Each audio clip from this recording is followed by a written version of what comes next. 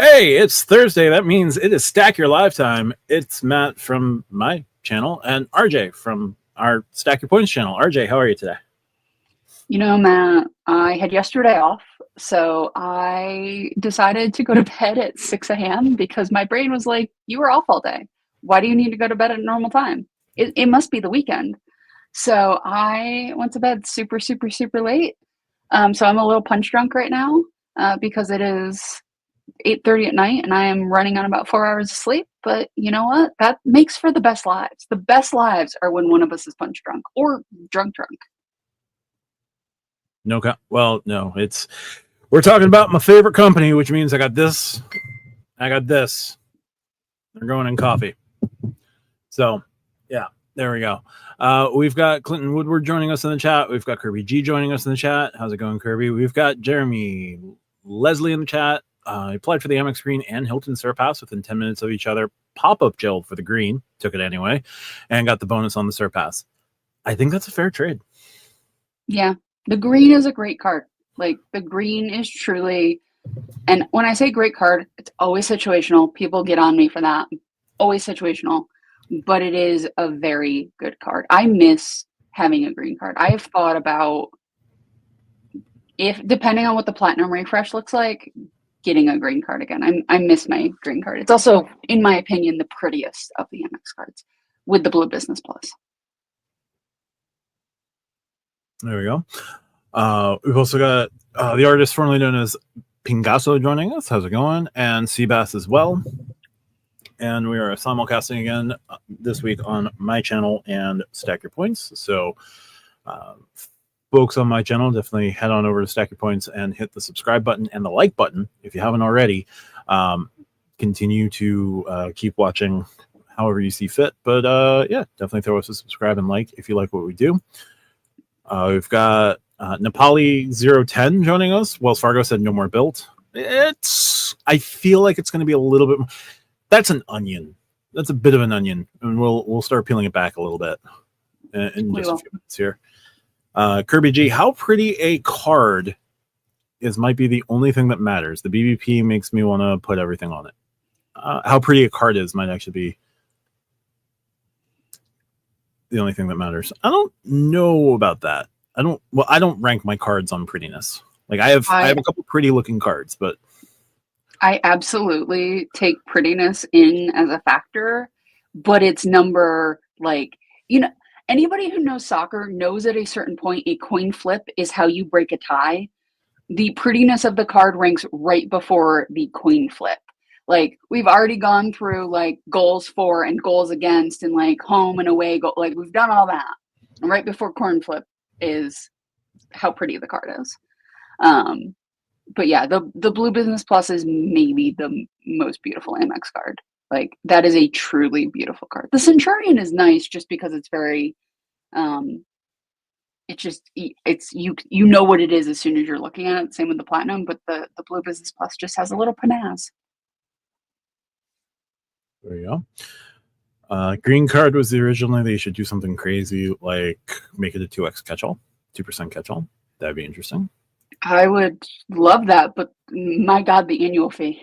And I understand the Blue Business Plus doesn't have one, but they did it on the personal side. Yes, it would. Yep. Clinton asked or Built said no more Wells Fargo. Yeah, we'll talk about it. We got Wyoming AmEx in the mix with us. And Gaming says huge win for Wells Fargo getting rid of Built. I think their premium card will soon follow.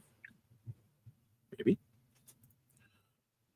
Robinhood card and Apple card are pretty, but I don't use them. The Apple card is minimalist. As somebody who has an Apple card, it is minimalist. Apple question for you, RJ. I have the 14 Pro Max. Should I go for the 17 Pro Max or wait? I'm a little unhappy with battery life lately. Wait to see, because they're coming out with a couple of different options for the 17 line. Also, I'm on the betas right now, and they're still in the dev beta stage, but they are coming out with a lot more battery optimization in the next OS because the 17 Air is supposed to have a smaller battery, so they need to manage the battery a little more. So wait until the public beta is out. Try that, which should be out in the next month or so. Try that and see if your battery life improves. Betas can be hit or miss with battery life, but give it a try. It actually might fix your battery problems. And honestly, depending on what the 17 Pro Max looks like, take a look at the 16 Pro Max, because they usually get a discount through like Best Buy and stuff right after it launches, if you're only doing it for like battery and stuff and not for features. I am waiting probably another year before I upgrade my 16 Pro Max because I want the folding phone. Give me the Apple phone. I understand that I'm going to need to open a credit card and hit a sub when I buy this phone. I fully understand that, but I am waiting for the Apple folding phone. I'm intrigued by the Air. I don't know what else I'm looking for, or what the other phones are going to look like. I am not in a position to upgrade every year, so yeah. And if I was going to carry a second phone right now, it would be an Android. Here's the thing, though. Like, I have never looked at my phone, and I have the 16 Pro Max. Like, I have the biggest phone that Apple makes, right? Like, it is fairly large, and it's not like the thinnest thing in the world. But like, I have never looked at my phone or been holding my phone and gone, man, I wish this was a millimeter thinner and had a smaller battery. Like, I have never had the feeling of like, I wish my phone was smaller. Like, if I wanted a smaller phone, I wouldn't have the 16 Pro Max. I would have a different phone. I'd do the regular Pro, right? Like, I feel like Apple loves a thin and light ever since the Air. Ever since Steve Jobs pulled a MacBook Air out of a manila envelope, they have been obsessed with thinness and lightness. Johnny Ive took that to the extreme. But like, I don't care if it's thin and light. Like, make it usable, make it comfortable to hold, make it look like an Apple device. I don't need it to be the thinnest and lightest. It's not what I want, Apple. I want battery life. My MacBook Pro 16-inch beast that runs the Stack Your Point cinematic universe is not thin and light. That is a thick computer. That is a chunky computer. The battery life kind of sucks, but that thing works. That is a workhorse of a machine. It just stays plugged in 95% of the time, unless I'm moving it from my desk to my chair. That's the only time it is not plugged in. And it still has 99% battery capacity. Gosh darn it.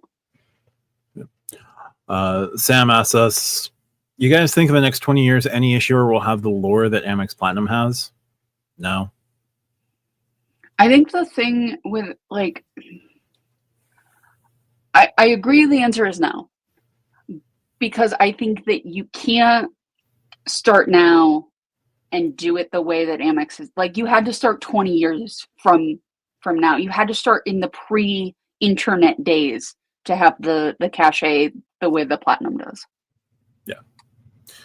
And gold is older, and the green is even older than that. Like, Amex is in a halo state of its own. We also have Dr. Vinny Boombots joining us. Thank you, Dr. Vinny. I need to get back in our voice chat from time to time on the Discord. Conversation with Dr. Vinny are pretty fun. Yes. Rodrigo says, when Built loses Hyatt, what will Credit Card YouTube's reaction be? Not positive. I'll tell you that much. The thing when Built lost American Airlines, they were able to very quickly pivot and say, look, we've got Alaska signing up with us, and we're going to have an even deeper relationship with Alaska. And they largely have. There's no replacing Hyatt because they already have all of the big four and Accor. Like, there's no one else coming. It's not like, oh, well, we lost Hyatt. Here's Caesars. Hyatt is the cocaine of credit card YouTube. Like, it is a drug. It doesn't always make sense. Like, you can get a little bump for cheap, but if you get deep into it, it's going to cost you. It's when people are yelling at you, say hello to my little friend, that bad things will happen. Yeah. Robinhood, both Robinhood and Apple, don't use them. Okay. waiting for the iPhone 18. The Apple 18 is the one that we believe will have a folding option. Yes. Kirby loves his Pixel. The Pixel, I like the aspect ratio of the Pixel more than I do of the Fold. A good friend of mine has the Galaxy Fold, which is a cool phone, but I don't love the aspect ratio. I like the Pixels much better. Here's the thing. If you want super, super customizable, Apple is just not for you on any of their platforms. I don't want to have to customize the font of like the button icons like 8 layers deep. I don't want that. That's just not, I don't want that. I want the things that work to work 97% of the time. Even when I'm on dev betas, everything works fine. That's what I want. I want some customization. I want maybe a touch more than Apple typically gives, but like I don't want Android level of like you can change I don't want that. That's just not what I want out of my cell phone experience. If you want that, I'm glad they give it to you. Like I am glad that you have that option. And Apple has call screening and all of that now, which is very helpful. Yeah, Matt, I think you should read this. I know we're not reading all comments in full anymore, but I do think you should read this comment in full. Keith, in reply to your computer is saying, some would say a thick boy computer. Yeah. I make things all over the place now. Yeah. So I hung some pictures with some sticky tack in there, having a moment. It's fine. It's plexiglass. I'll deal with it later. That picture has... Anyway, I'll deal with it later. But yeah, no, it is a thick boy. But you know what? It has edited 90% of all Stack Your Points content, and it will. Can we tell them the special news for next week, Matt? Can this be the launching platform of the special news? I know I'm putting you on the spot here. You're the EP for both shows, so I am the EP for both shows. Matt and I are launching a Star Trek Lower Decks recap show. It's starting as Lower Decks, other Star Trek to come. It is called Bridge Banter. We are recording our first episode on Wednesday, the upcoming Wednesday. So the information will be out as soon as I make all of the accounts and do all of the things. I still have to like get us an Apple ID and get us up into the places where all of these things happen. That's my weekend project. But yeah, we are launching after many talks of Star Trek in these very lives. We are finally launching it. Josh, our dear friend, will eventually be part of it. He is just lifing so hard right now. So Matt and I are leading off. So yes, there will be much Star Trek. There will be not credit cards, but credit cards and Star Trek separately, possibly occasionally together. Gold pressed platinum card. Yes. Sam followed up with, you don't think an issuer can create a card that has internet lore and build it up from there to achieve AmEx Plat-like levels? I think the thing with internet lore is the difference between internet lore and actual real world status is different, right? Like, think of how many memes that were super popular, everybody knows it, are just a joke now. Like, the thing with the internet is the turnover is so quick and there is so much that it doesn't keep everybody's attention the way that certain quote status symbols, whether you think they're status symbols or not, keep the attention, right? Wimbledon, right? It's just a tennis match, right? But Wimbledon has turned itself into an event, right? Like, yes, it's part of the Grand Slam, but like it is an event, right? But like different things that have popped up, different events that have popped up that are internet sort of heavy don't have that cachet. I think the only card right now that is like internet lore that might be able to, but it needs to, like, one, actually be successful, and two, it is only about a year old right now, so you can't even begin to put it on the same playing field as the Platinum might be the Robin Hood Gold card. But there is a long way to go before it gets there. The Robin Hood Gold card has to survive 20 years before we can get that far. Yes, it does. Kevin Nguyen, Wells Fargo and Citi Premium card, annual fee at least $4.95 minimum.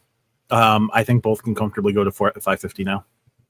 Like there's a vacuum, and one of those cards can easily step in at $5.50, and as long as it presents a good enough value at $5.50, it'll probably be good. $4.95 is where the Citi Prestige left the market, so Citi would behoove Citi to kind of start higher. Well, starting at $5.50 is probably a big ask, but I also don't know that I could see them starting at $4.95. Although they have an idea, they have a very strong idea about what the Built 2.0 card at $4.95 is going to look like. We'll talk about that in a bit. So I can't imagine that both cards aren't starting at least $4.95, probably higher. And thanks for joining us, Kevin. Should I get the Built 2.0 for the mortgage if I'm not going to have a mortgage by the end of the year just for the points? Are you finishing paying off your mortgage? In which case, congrats. I would. You can still pay for like a bunch of stuff. I would wait and see what the cards look like. They're going to announce the card details in the fall, so we'll see what it looks like. But it's going to be February before the card is officially announced. So there we go. Juan Garcia, with the news of Built 2.0, what are your thoughts on what the multipliers will look like on the annual fee cards at $95 and $4.95 respectively? We're going to circle back to that. Love to hear your prediction for the new Platinum Refresh and the Premium Delta card from both of you. We'll get into that because that was originally going to be your plan. And then, yeah. Ian drops us a live long and prosper. OG Star Trek or next gen Star Trek? Do you mean like, what do you mean by OG? Are you talking TOS, TNG, everything before like the most recent round of shows? Because I like all Star Trek.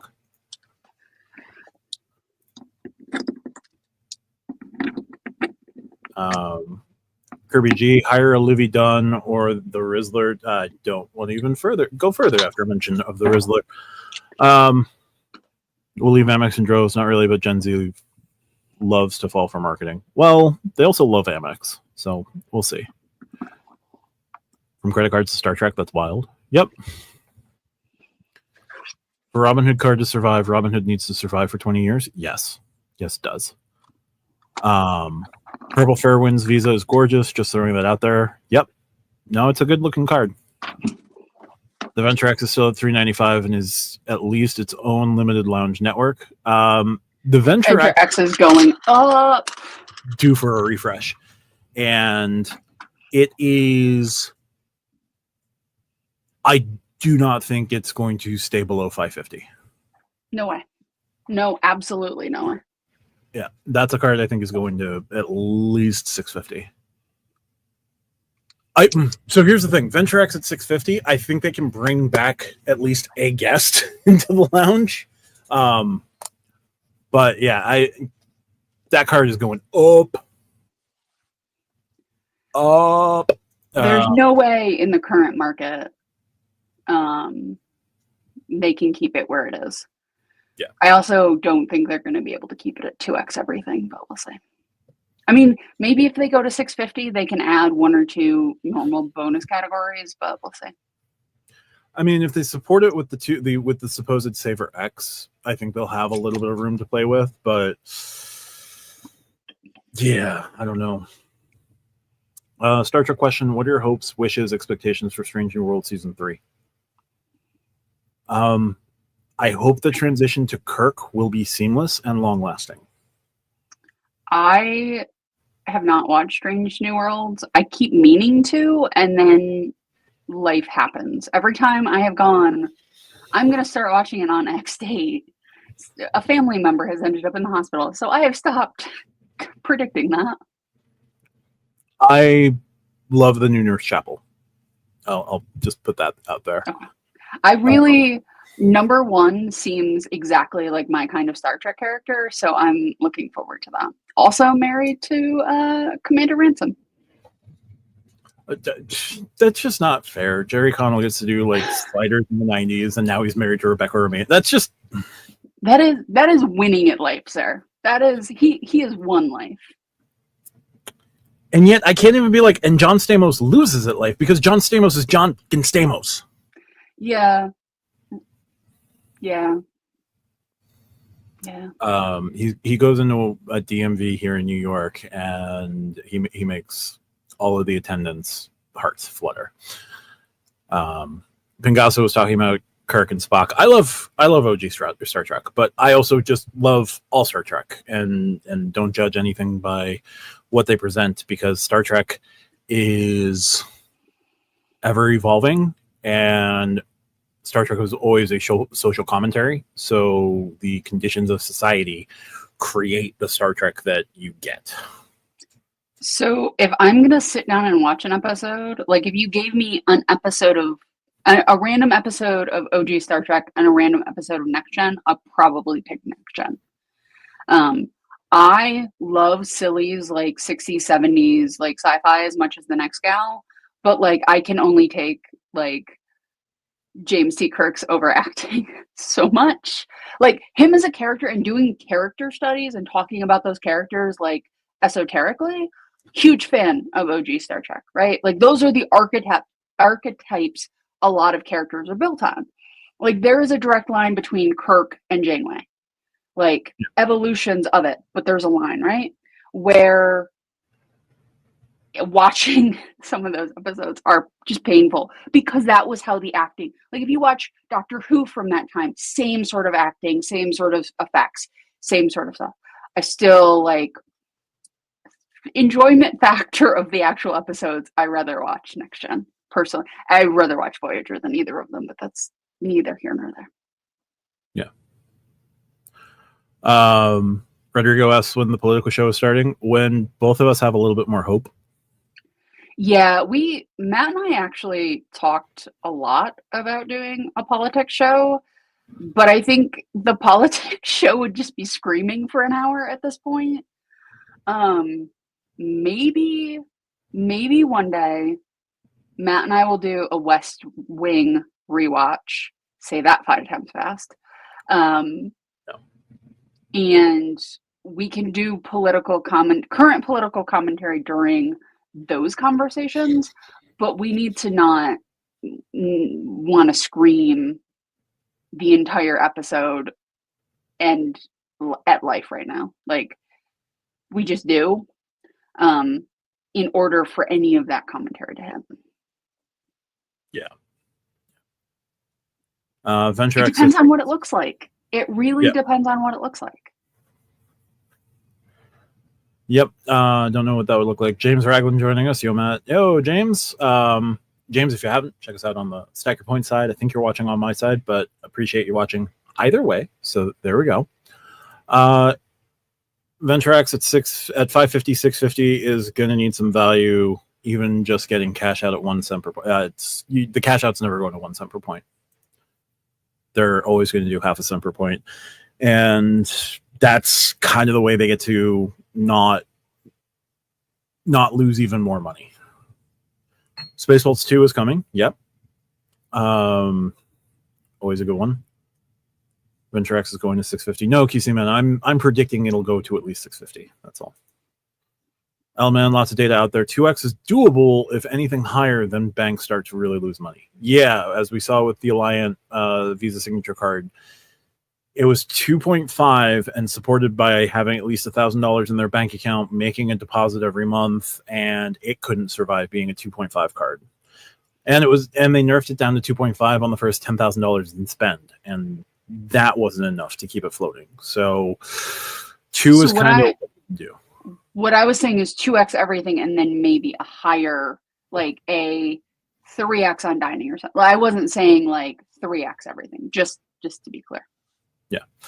Rygrush Hunter is becoming a YouTube member. I hope ours gold. Oh, gold member. Perfect. Went Progress. to Thank gold. you for Thank you very much. membership. Also, Fantastic. if you're members of the Stack Your Points Discord, make sure you go into the members role channel and select what membership. If I see you and I notice that you don't have a membership, I will select it for you. But I can't, like, a lot of your names don't match up, right? So I don't know who is who. So if you are a member, especially gold and diamond, because there's members only videos and there is a members only chat. Silver also has one for the early release videos. Please make sure you go to members role and select your correct one. If you do have problems, if there's questions, anything, you can DM me directly or any of the mods. I tend to be the person that does the cleanup. So feel free. If you don't hear from me before 10 o'clock in the morning Eastern time, it's because I haven't been awake yet. So just give me a minute.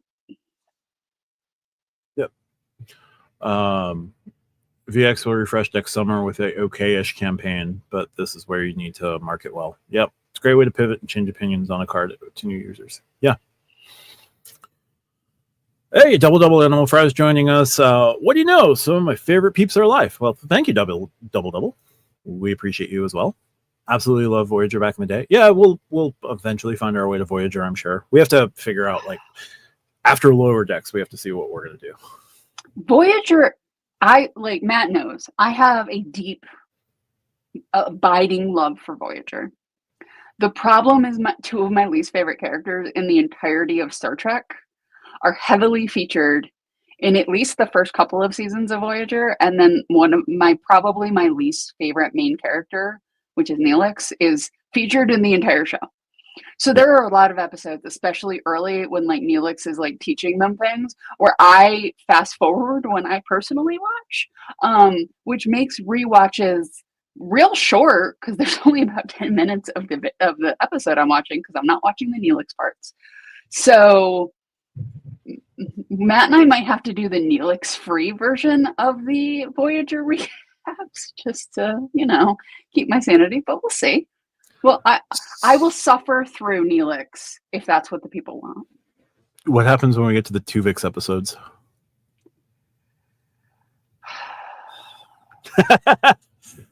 I hate that storyline. Pisses me off so much because Janeway did the right thing, and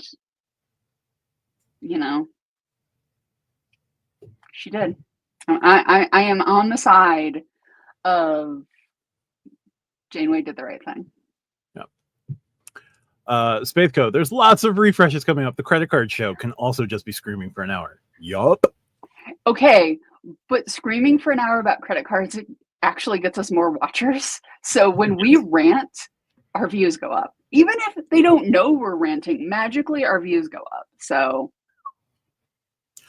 coffee black. Hot or coffee black? Yes. Coffee black.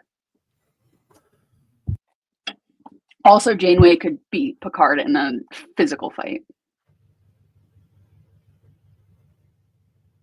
Plausible. Just hit him in the chest a couple times. Yeah. That is just stop that artificial heart. Staying at 395, especially if Chase and AmEx get blowback for the new annual fees. Keep it at a loss leader. Get people maybe. I don't think you can get that card at a loss leader. That like Capital One is not in a place where they can have a loss leader the way that like Costco Chicken can be a loss leader. Yeah. Questions about US Bar. We got Texas Dog joining us. How's it going, Texas Dog? All right, there you go. Neelix is annoying. He was better on Benson.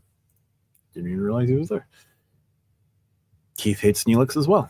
So one of my favorite episodes in the history of Star Trek is when B'Elanna Torres is pregnant and is trying to edit the genes because like she has such an intense hatred of her Klingon side.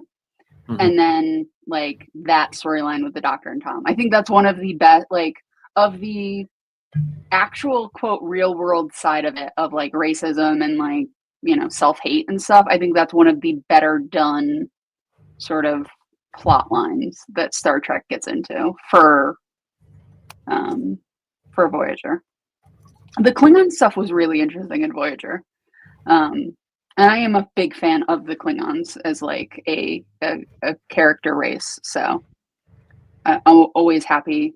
Always, I really want to see what B'Elanna Torres and Worf would be like in the same room, especially like Zen Worf from Picard, who's now like making tea.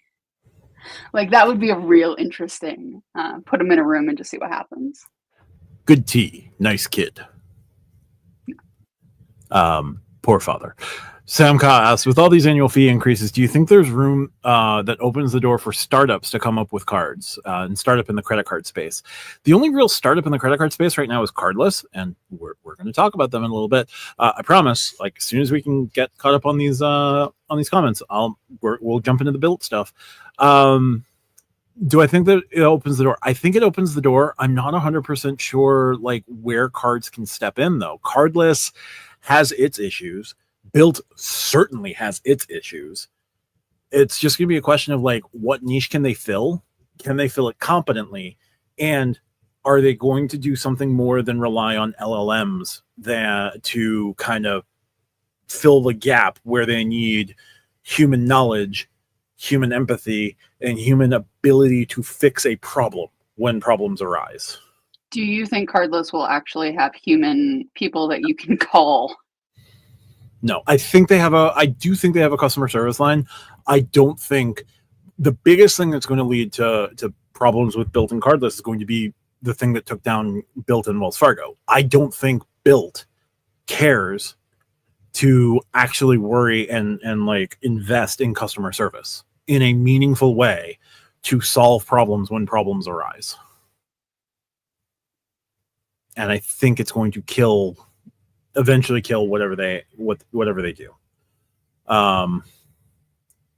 Which is the best card out there right now. It's gonna depend on, it's so subjective. Like the Platinum and the Delta reserves work great for RJ. They do not work great for me. I do not like Delta.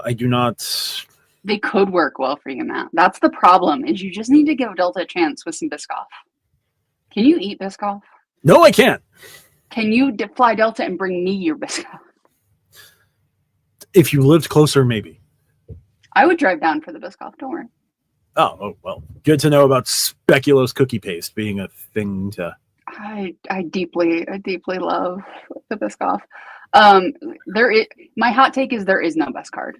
Like there is not a best card. There are really strong cards you can put together into really decent setups, but like there's always going to be a hole. There's no one card that fixes everything. Honestly, like the Venture X could be the closest one because it's $3.95. You get lounge access, you get priority paths, you get a strong 2x earning on everything. You can't cash out that 2x at 1 cent per point if you ever have a no shit moment, and we're 30 minutes in. I don't care. You don't have the ability to do a whole lot else beyond transfer those points over to transfer partners. So the Venture X has its flaws. The Sapphire Reserve is certainly going to have its flaws. The Platinum, strong customer service, been fading over the last couple of years, but like really strong customer service doesn't have strong feeder cards after the gold. Like the green is great for travel in transit, but like it's got the overlapping dining category. It doesn't have another strong category to fit. Travel in transit is a pretty big category for most people. Yeah, so you running the AmEx trifecta of green, gold, platinum, you can cover a lot of categories, but you're also spending $1,200 to do it. $1,200 today. Yes. Which it's going to go up to at least $1,500 to run all three by the end of the year. My hot take is that most people don't actually need the platinum. Like the gold and the green is a better duo for most people on the personal side on Amex than the platinum and the gold or the platinum and the green. But that's just me. And yeah, I love Tom Paris and B'Elanna Torres. I think they're one of the better couples on Star Trek. Israel Nevis joining us. Thank you, Israel. Hit the like button, folks. Thank you. Yep, definitely. QC Man dropped a $1.99 super sticker. So thank you, QC Man. Having Tom Paris demoted to ensign in 30 days, only to restore him to lieutenant at the end of season 6, didn't really help to develop his character. It was like just a reset button. That is one of my hardest disagrees I think I have in Star Trek. That didn't really help him. I think his character growth between 30 days and the end of 6 is a lot of character growth. I think there is quite a lot of character growth with Tom Paris. Yeah. Billy makes the argument for coupons. AmEx still best customer service. Yeah, I can see that. Yes. It is the total on the account. So users, primary card holder, it's all of it. Travel Eraser erasure by Matt. Yes. Okay. So Travel Eraser is good for travel, and you get the 1 cent per point on travel. If you ever had to cash out your points for whatever reason, as I like to say, oh shit moments. Yeah, I've done it twice now. We're 35 minutes in. I'm sorry. Be sorry, man. It's just a preview for members only video. Yeah, there you go. When you have those moments happen, the most you can do is 0.5 cent per point on the Venture X. You can't even move your points from the Venture X to the saver and cash out that way. You can do Travel Eraser. Travel Eraser is great, but like if you don't have a travel concern, all you get is the 0.5 cent per point applied as a statement credit. Like you can't even get a check off of your Venture X. That's my problem. I care 0% about cashing out, just for the record. I always like to have a possible contingency if it needs to happen. I like to wrap myself in that blanket. Do I need to have that blanket? No. Do I like having that blanket? Yes. Which is totally fair. I'm just giving the people the opinion so they understand where the hosts stand. Yeah. Need to realize that they're in a consumer business and consumer help matters a lot, and not a tech company. Yup. They're a lifestyle. They're goop. Oh my God. Built is goop. I'm waiting for them to have the vagina scented candle next. That's gonna be their rent day promotion next. Is goop products. Thank God I'm drinking. I mean, we're not talking about dense breast tissue on this episode, so. There you go. Significantly easier to schedule than a diagnostic. I'll tell you that much right now. City Strata is well-rounded. The Strata Premier is pretty well-rounded. Yeah. Strata Card remains to be seen. Ooh, Strata Card launches in 10 days. That'll be fun. But you have to deal with City. Yeah. Yes. Accurate. Yes, Vincent, yes. He would just flirt maliciously with all of them anyway. City will make an elite move and make massive amounts of users from all their newly priced premium cards. Yeah. I don't think so we talk about people who have the platinum or have a card for status or prestige or whatever, right? Like we talk about that. It's sort of a running joke in the credit card game, right? But from their point of view, whether you think they should do this or not, whether you think it's a flex or not, put all of that to the side for a second, right? None of them are going to jump on a Citi card or a Wells Fargo card or whatever if that's their mindset. So like the people who are saying nobody has the platinum for the actual card and everybody has it for status, like then why do you think a bunch of people are going to leave and go to a different company, right? Like you can't hold those things of they're going to lose a bunch of people because of the annual fee. People only have it for status. Like those are, if they're doing it for status, they're going to pay the increased annual fee. So like and I'm not picking on the person who just put up, I'm just saying like, if that is a thing that you believe that people have it for status, they're probably not going to flee at the annual fee because the card has more status by having a higher annual fee. Yeah. Hope AmEx Screen offers 65K again. Yep.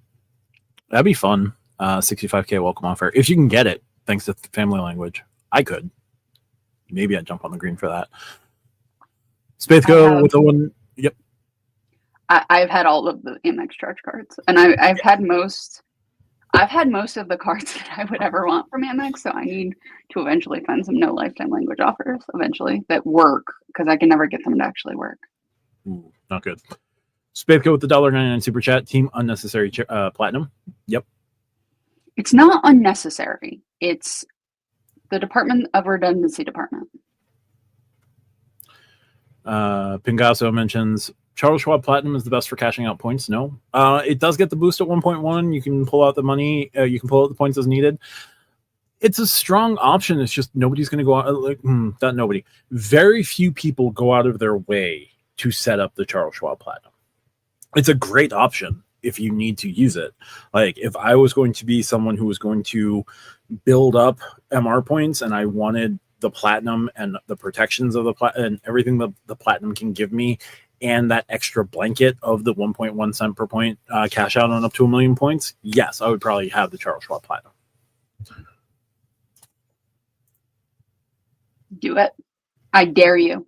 I dare you, Sam. I want to see it. Tense breast tissue last week. Now scented vagina candles. Love this channel. Thank you, QC man. $1.99 super chat from Keith who says for the swear jar. Yes. Yeah. It's hard to be from the South when you're from Anchorage, Alaska, but yeah. He managed it. He was a Southern boy at heart. Don't ban me. But oh yeah. Okay. There you go. I mean, I could see it. Goop is one of those lifestyle brands. I could see it. Yeah, I don't know what they did about the platinum status this year. Seems like nothing. Sweat Hog from Mocha Back Cutter. There you go. All right, so we are now 40 minutes into the episode, into our live here. Let's talk about this press release that happened. Okay. So I'm going to pull up the press release here. Built raises $250 million at a $10.75 billion valuation to accelerate housing and neighborhood commerce platform. So they talk about where they've been and building the future of the network. Now, the key numbers here, I'm not going to read everything. The key numbers here, they expect to cross $1 billion in revenue by Q1 of 2026. That's insane. They'll be processing $100 billion annually in housing spend by the end of the year.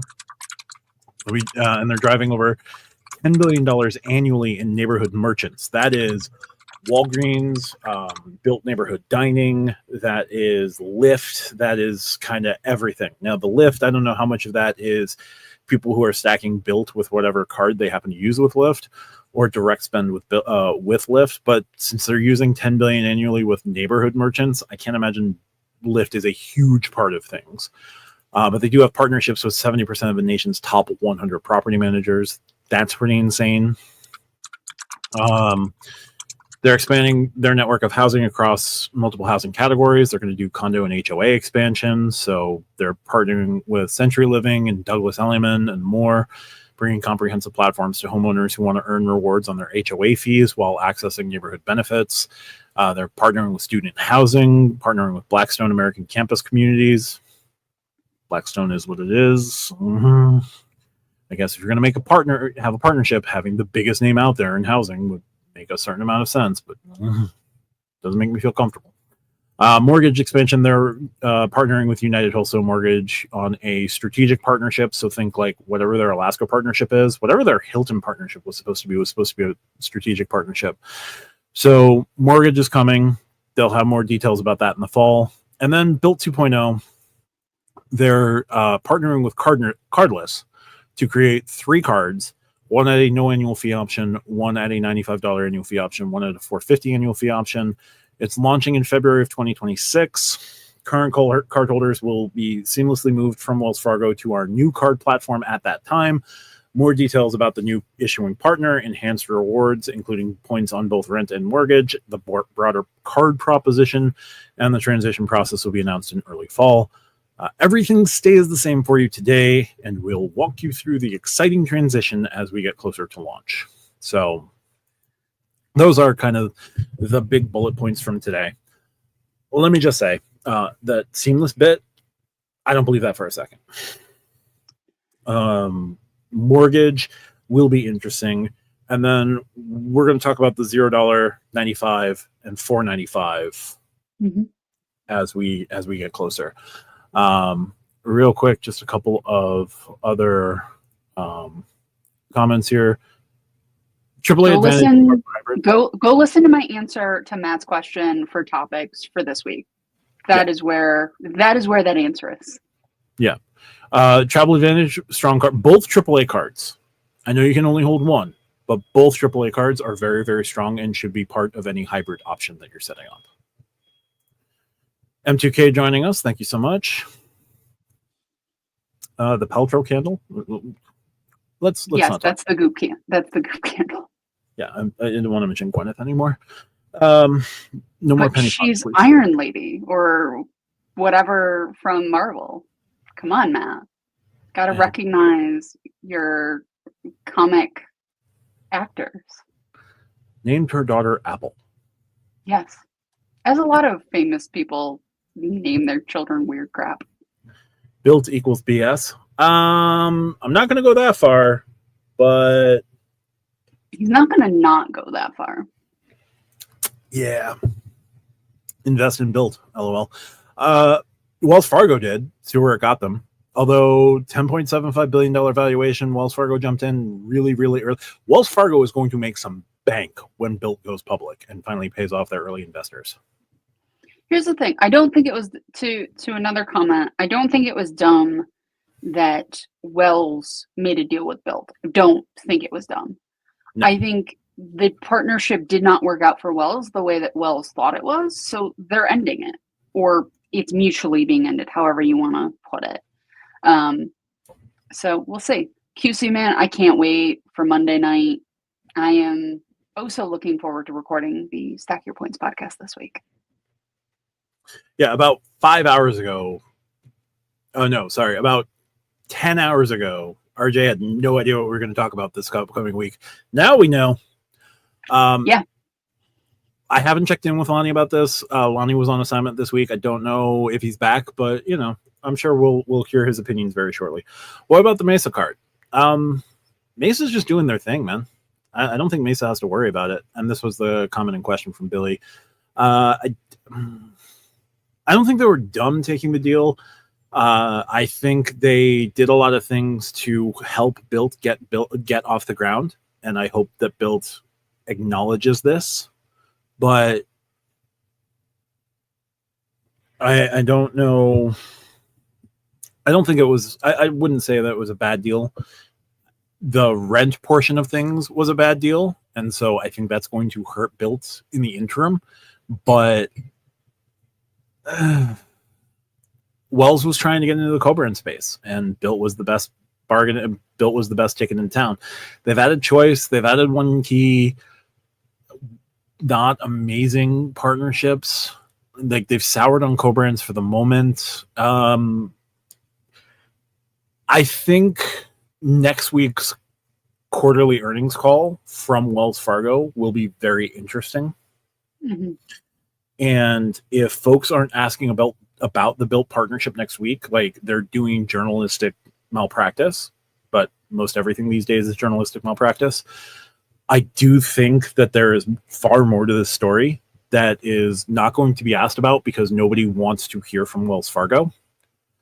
And I think that there is plenty more here that we're just not going to know about because nobody's going to be willing to ask the right questions.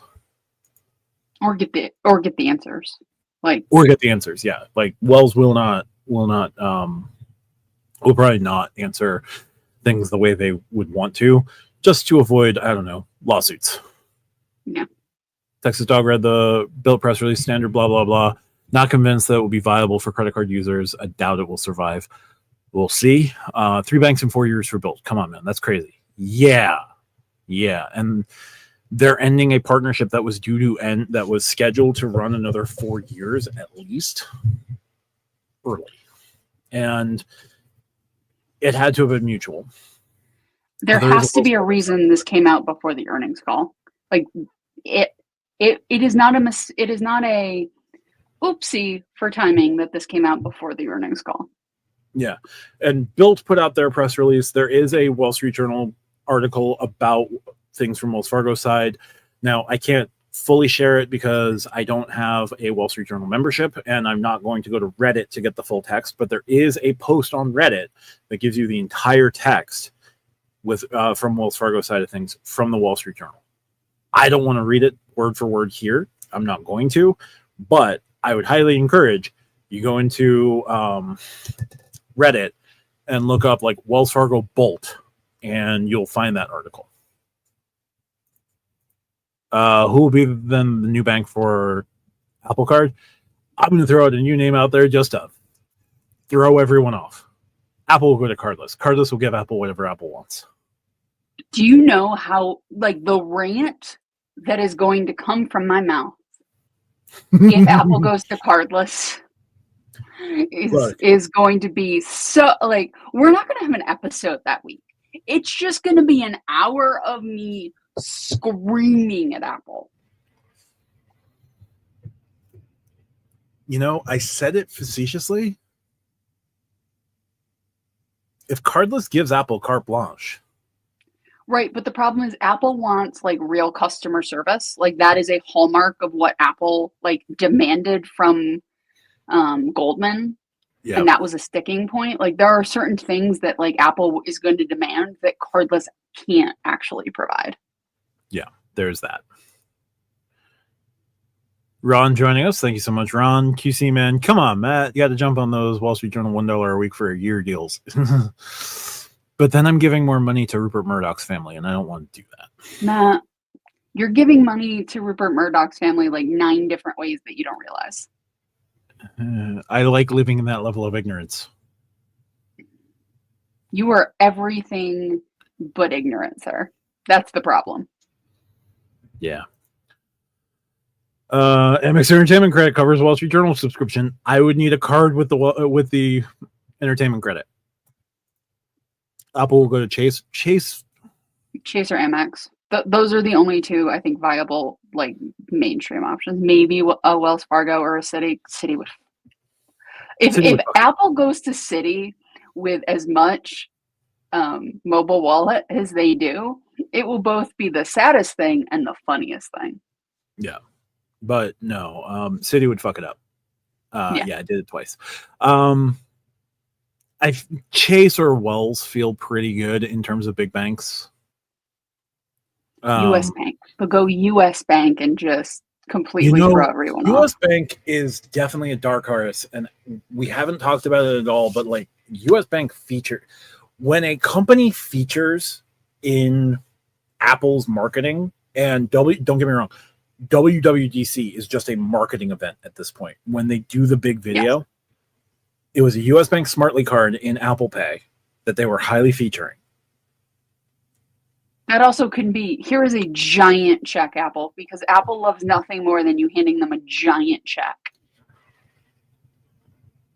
Plausible, but I could absolutely see U.S. Bank picking up the Apple card.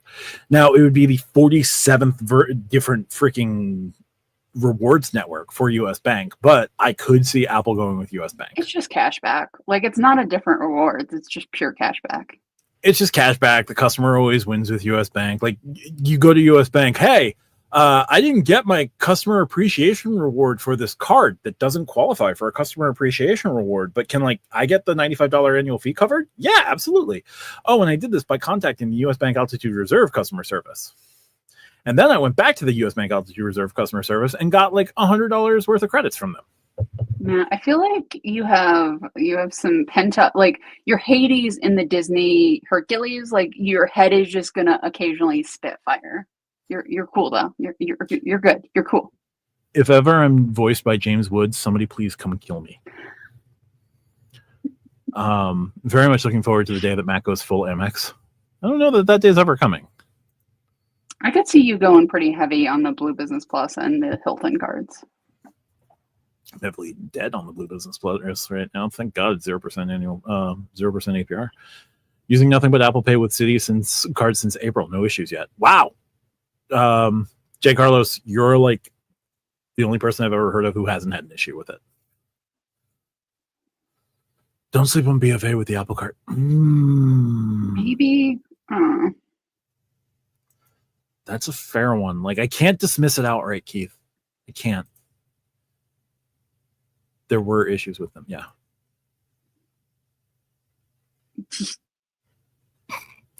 Maybe part of the investment is Apple fixing up the back end for them. They all all of their computers get switched to new Mac Studios. Yeah.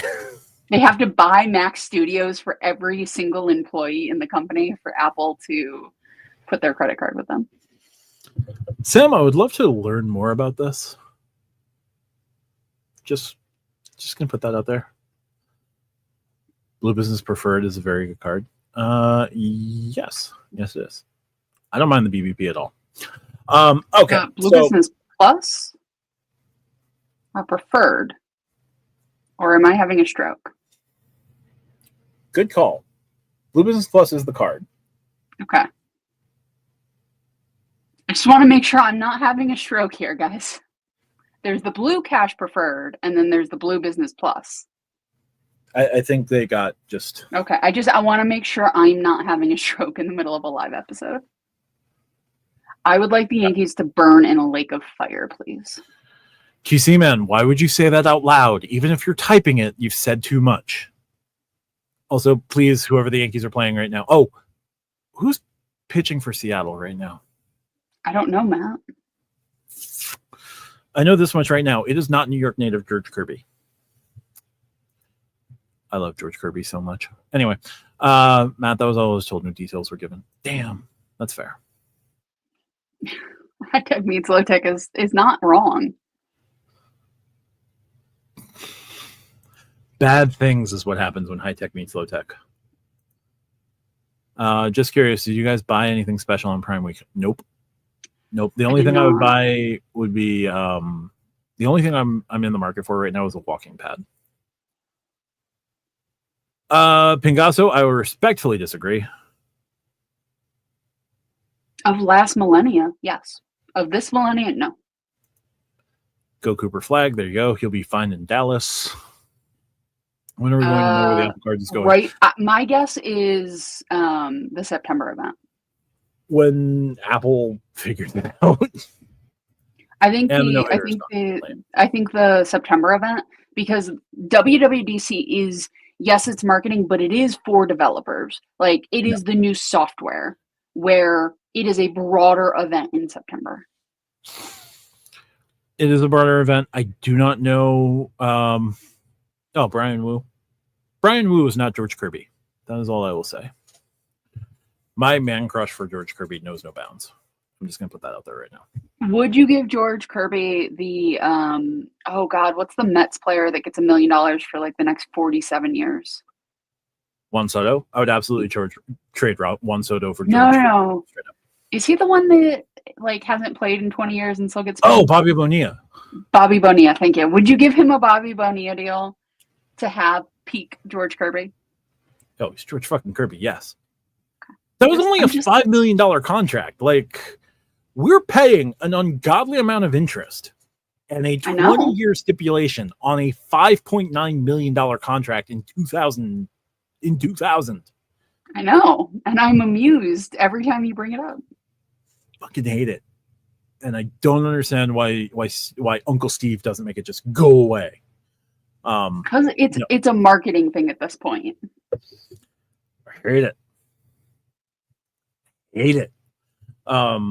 But George Kirby, Shane Bieber, and Tarek Skubal. Like, I'm a fan of a team in the National League East.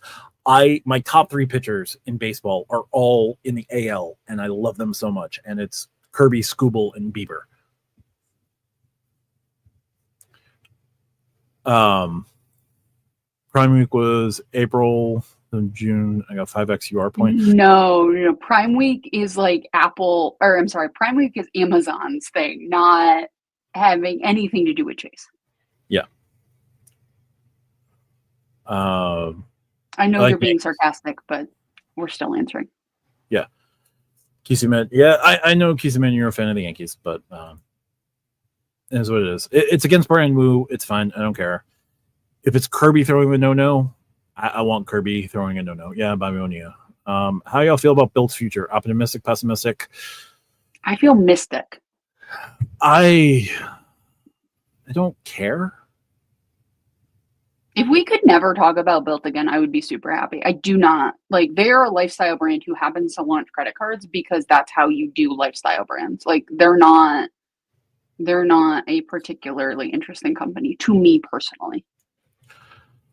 I like the I like the product in the transferable Abstract. currencies and the points and all of that. I like the card currently. I don't like the company at the You moment. know who they remind me of? They are the Marriott Bonvoy of credit cards. Like with Marriott, the locations are very nice. Like I like Yep. staying at Marriott's, but I want nothing to do with their program. And yes, the Bruce Sutter deferments are bad. The Steven Strasberg deferments on his last contract that he signed, those are going to be bad, and those start up relatively soon. Most of the deferred contracts are actually really, really bad. Bobby Bonilla just gets highlighted because it was Lowell Mets. Built will survive. VC here in Silicon Valley. See the future. VCs are a scourge on the earth, and they should all die in a lake of fire. Hot take. I prefer VCs to private equity, though. I think private equity should also roast in a lake of fire. So You have examples of lifestyle brands in relation to credit cards. There's Belt, luxury cards. luxury cards, American Express. I don't think American Express is a lifestyle brand. They will go public. That's the goal that's been pitched to the investors. Yeah, they're going to go public, and Wells is going to make back their money, and like everybody's going to end up winning on the deal. But Keith, I think you just won comments for the evening. The Crate and Barrel card, which you did not mean to open. Keith, I do feel bad. Like, you got led astray by some of our colleagues here in the YouTube space. But, like, it wasn't fully their fault because Built made changes right after their shenanigans. But, like, you can let go. You can close the card. I give you official stack your points permission. I'm bequeathing stack your points permission on you to cancel your Built card. Keith, if you cancel your Built card, Keith, I will personally pay for your first merch order from Stack Your Points up to $200. I'm glad you put a limit on it. Sam, okay. Sam, I didn't realize you were in the VC world, but I've got to ask, what the heck is going on with cryptocurrency and VC? I don't want you to burn, Sam. I want your industry to burn. Yeah. VC and private equity are terrible for most industries in America. I'm sorry. It is. I don't want you personally to burn. It's like the Yankees. I don't want any individual Yankee to burn. Mostly, I want the idea of the New York Yankees to burn. What RJ's saying is she's the Marquise in John Wick. I'm going to go this far, and I'll disagree with RJ a little bit here. I understand the role that VCs and angel investing can play in late stage capitalism. I don't like late stage capitalism. I understand the role that they play. There is no role in society for private equity.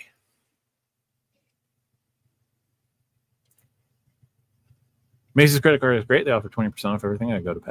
There you go. Macy's card's not terrible. Hey, another Citi card right there.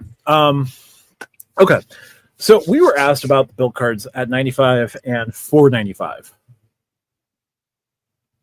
$95. What do you think happens with the Built card? I know Built is not your favorite, but like, where do you see a $95 Built card? I still have to talk about this stuff, so it doesn't I talk about Citi too. They're gonna recreate the current Sapphire Preferred. I think here's my thought. The $0 card is not going to be able to transfer to everybody. Maybe there are select transfers that you can still do. I don't think the $0 card is going to be able to transfer to everything. So they're going to go full Citi. Interesting. I think if you have to have at least a $95 card to transfer to like Hyatt or some of the airline partners. Okay. Because that way they nudge people up, right? It's not a full force, because if you say transfer to Hilton or whatever, like they're like fine. So boom, like we got people to upgrade. I think they're gonna pull a chase, and you have to have an annual fee card to transfer points, at least in part. That is my thought. I think they're gonna recreate the Sapphire Preferred.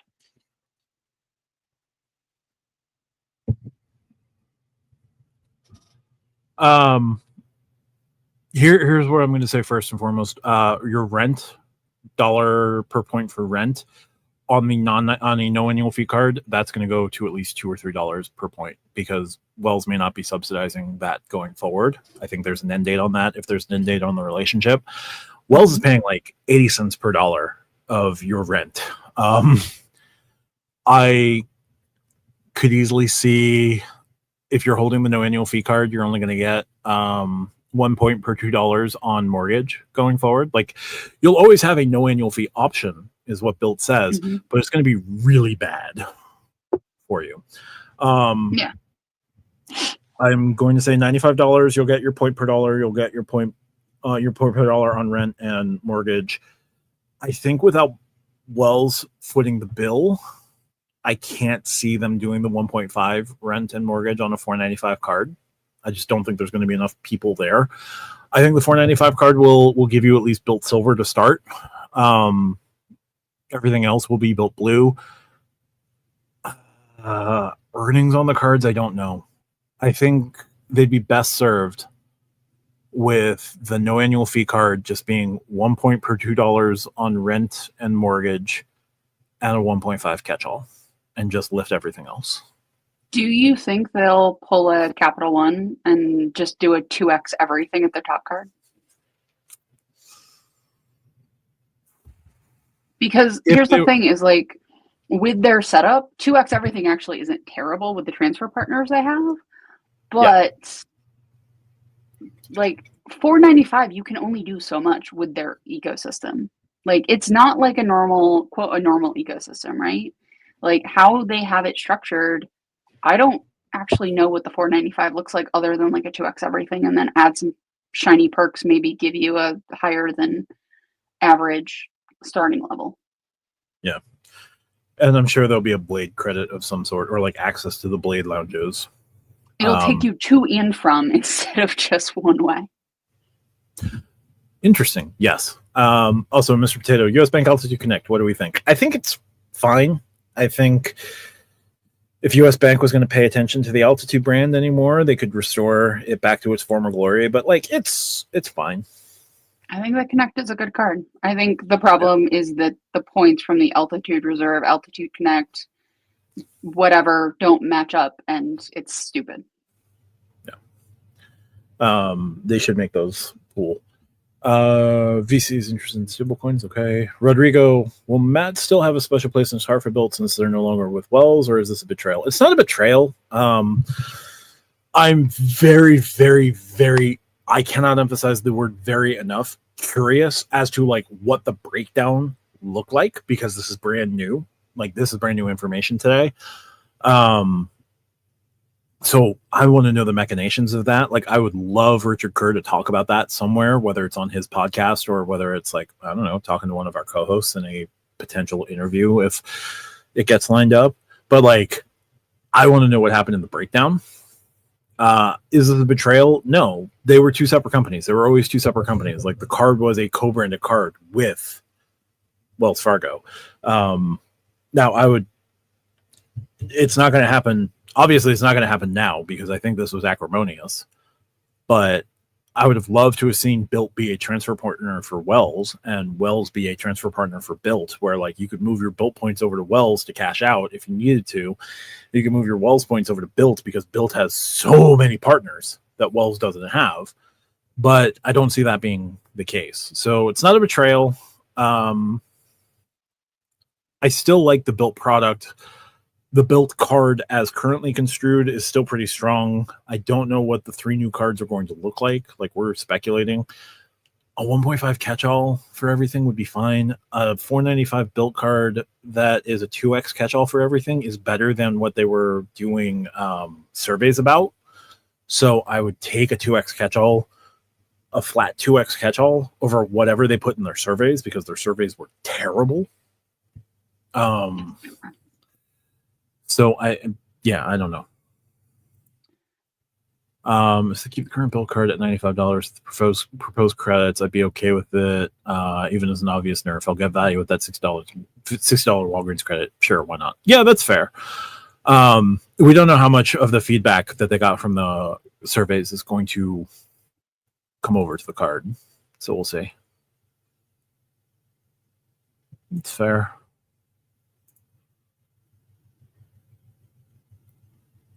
I don't think Built is ever going to go subs. No. Maybe a small one. I don't think they're ever going to go to the type of subs like you see from Chase or AmEx. No. And like cardless, okay, here's the thing. Cardless is running like 100,000 point subs on both the Avianca card and the high-end Qatar card. They're not getting signups that they want. They keep launching these 100,000 point signups and nobody's signing up for them. I mean, they have, when I say weird partners, I don't mean it in a pejorative sense, but they don't have Delta or United or American. Like, most Americans do not fly on Qatar, right? Like, they just don't. So I think that's part of it, is when you don't have that, it becomes much, much harder. Yeah. Sam mentions going public for companies like Uber, Airbnb was liquidity exit for initial investors. That's what Built is heading towards. It absolutely is. I don't care. That's fair. I don't care what they're doing. I don't. Like, I care about their product in the market of credit cards. Like, I don't care what they're trying to do. I care what they are as a credit card company, and they're a bad credit card company. Built's exit from private to public. When Built goes public, Wells is going to make a lot of money. That is cool. But it's not going to affect the card. Is it cool that a bank that is worth hundreds of millions of dollars is going to make a shit ton of money? Sure, I guess, but I don't care if Wells makes money. Like, I mean, I want them to create cool credit cards because I like talking about credit cards, but I don't care if Wells Fargo makes $2 billion on this. I don't. Like, I deeply do not care if rich bankers become richer bankers. Like, I don't. That's fair. James asked, wait, did I miss something? Built isn't with Wells anymore. So Built will be launching their 3 new credit cards at $0, $95, and $4.95 in February through cardless. The relationship with Wells will be ending in February. The credit card relationship with Wells will be ending in February. Wells is an investor in Built. To my knowledge, they're not pulling out of their investment of Built. Like, they don't get to take their money and go home. But they will not be issuing the card anymore. And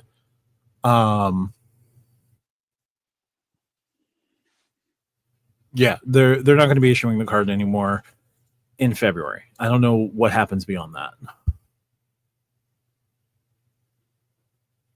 Yeah, that's fair, Sam. I've got to do Fundify, and I need to become an accredited investor at some point, but like, I need money to do that. Frying Pan Hotel for the upcoming subscriber milestone. What's your next subscriber milestone challenge? I don't know if we have one. If we hit like 5,000. Are we doing anything? We don't really do challenges. Here's the thing: when you are one person, it is very easy to coordinate that. Like, you just have to coordinate it with one person, yourself. When you have 4 or 5 people spread across this great country, mediocre country at times, it becomes hard. Like, Matt and I are, what, 4-ish hours, 3-ish hours apart, and it would still be difficult for him and I to coordinate, like, doing something, like, on camera together.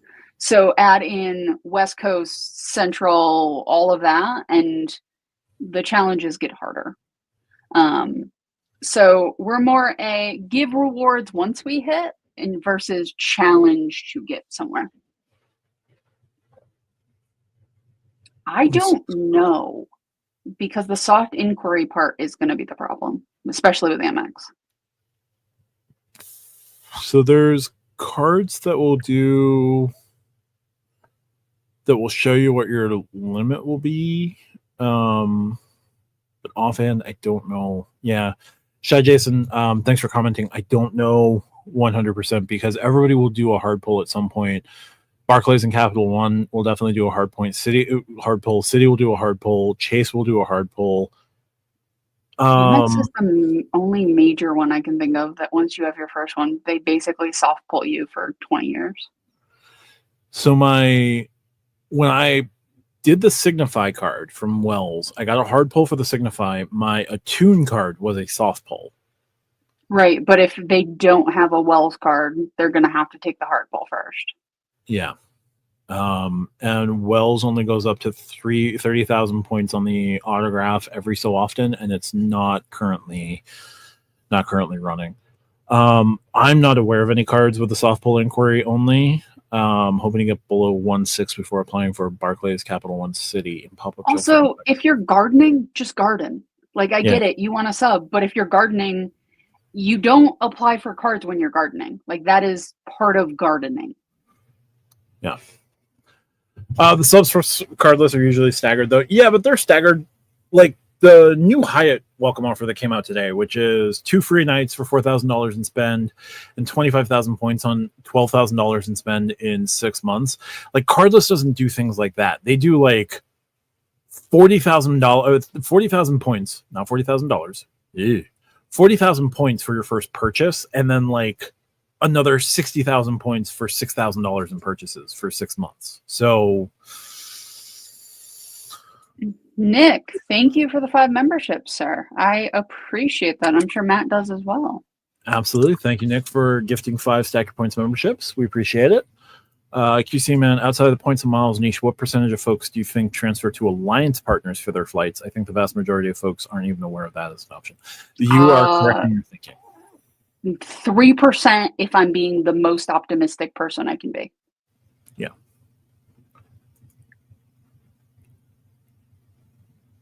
Living Witness is the most underrated Voyager episode. That is a good one. Huzzah! Absolutely. Thank you, Nick. Pyro777, your $40,000 slip just gave them ideas, Mr. Clausen. Well, let me just say, if Cardless wanted to give you $40,000 as a sign-up bonus, I'm still not sure how many people are signing up for Cardless cards. That's how bad it is in the Marianas Trench there. I would sign up for a $40,000 welcome offer.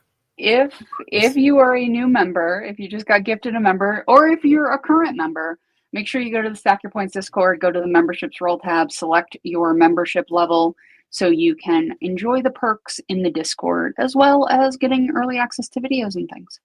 Yep. StackYourPoints.com, easiest way to get over to the Stack Your Points Discord. Definitely check it out.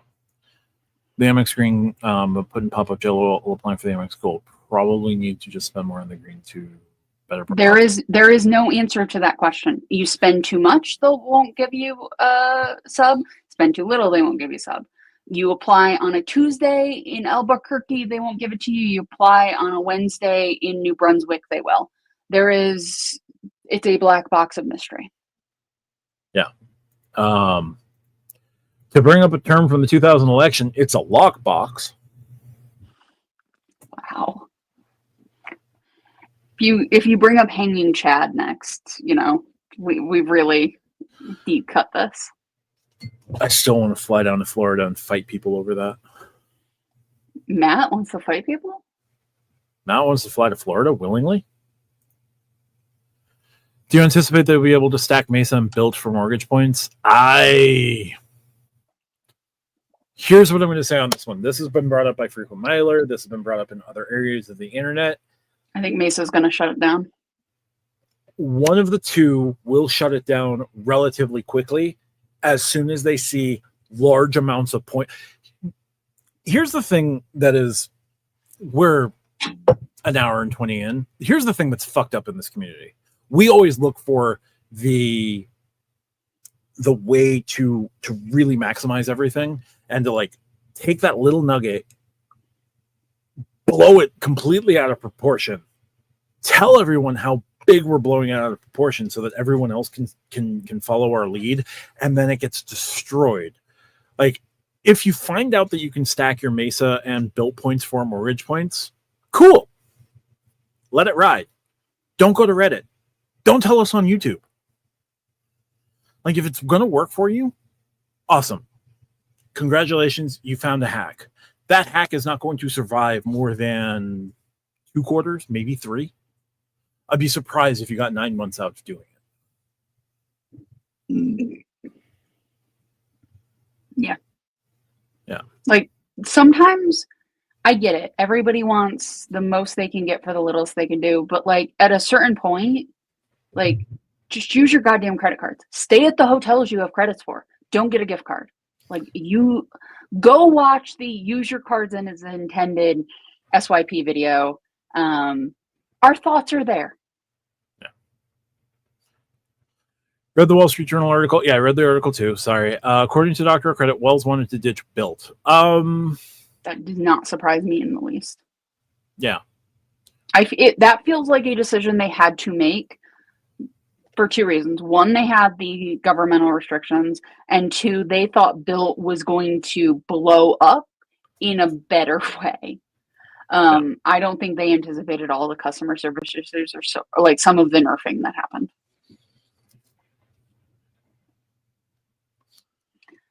There are so many questions about Amex. I would love to know. They only tell me their tag put on a customer, but never tell what the tags are. Interesting. Mesa requires linking a bank account to verify mortgage payment. Since Build provides you an account routing to a bank number you don't have access to, you won't be able to double dip Mesa and Build. That sounds correct. If somebody finagles it and finds a way to do it, maybe. But like, I'm here to tell you, if you make it work for yourself, great. Don't tell me. They're also, I feel like from Mesa's point of view specifically, if they find out it's possible, they will patch it. Like, Mesa is going to want nothing to do with it. I think more than Build. I think Mesa specifically is going to want nothing to do with this. This also makes sense, Sam. QC Man, Chads of any kind besides Chad from Chad's Money Minutes and like people named Chad, but like anything to do with pieces of paper and anything hanging off of them. No, I will fight you. I'm still upset. Stack Your Points Discord, when we have our meetup, wherever we have the meetup, there's just going to be a boxing ring where we're going to throw Matt into the boxing ring and have somebody dressed up as the hanging Chad from How I Met Your Mother and just let Matt just fight. I am both proud and like annoyed that you made that reference. I thought you'd like that one. I thought you would. Yeah. Let me just say, the multiverse where 2000 went differently is the multiverse I kind of want to live in right now.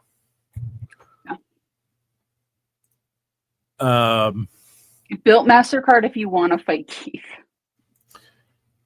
Yes, I will fight the hanging Chad. I don't like it is what it is. Built Premium Card will be a CSR killer. I mildly disagree. I think the Wells Fargo Autograph Beyond might be a CSR killer.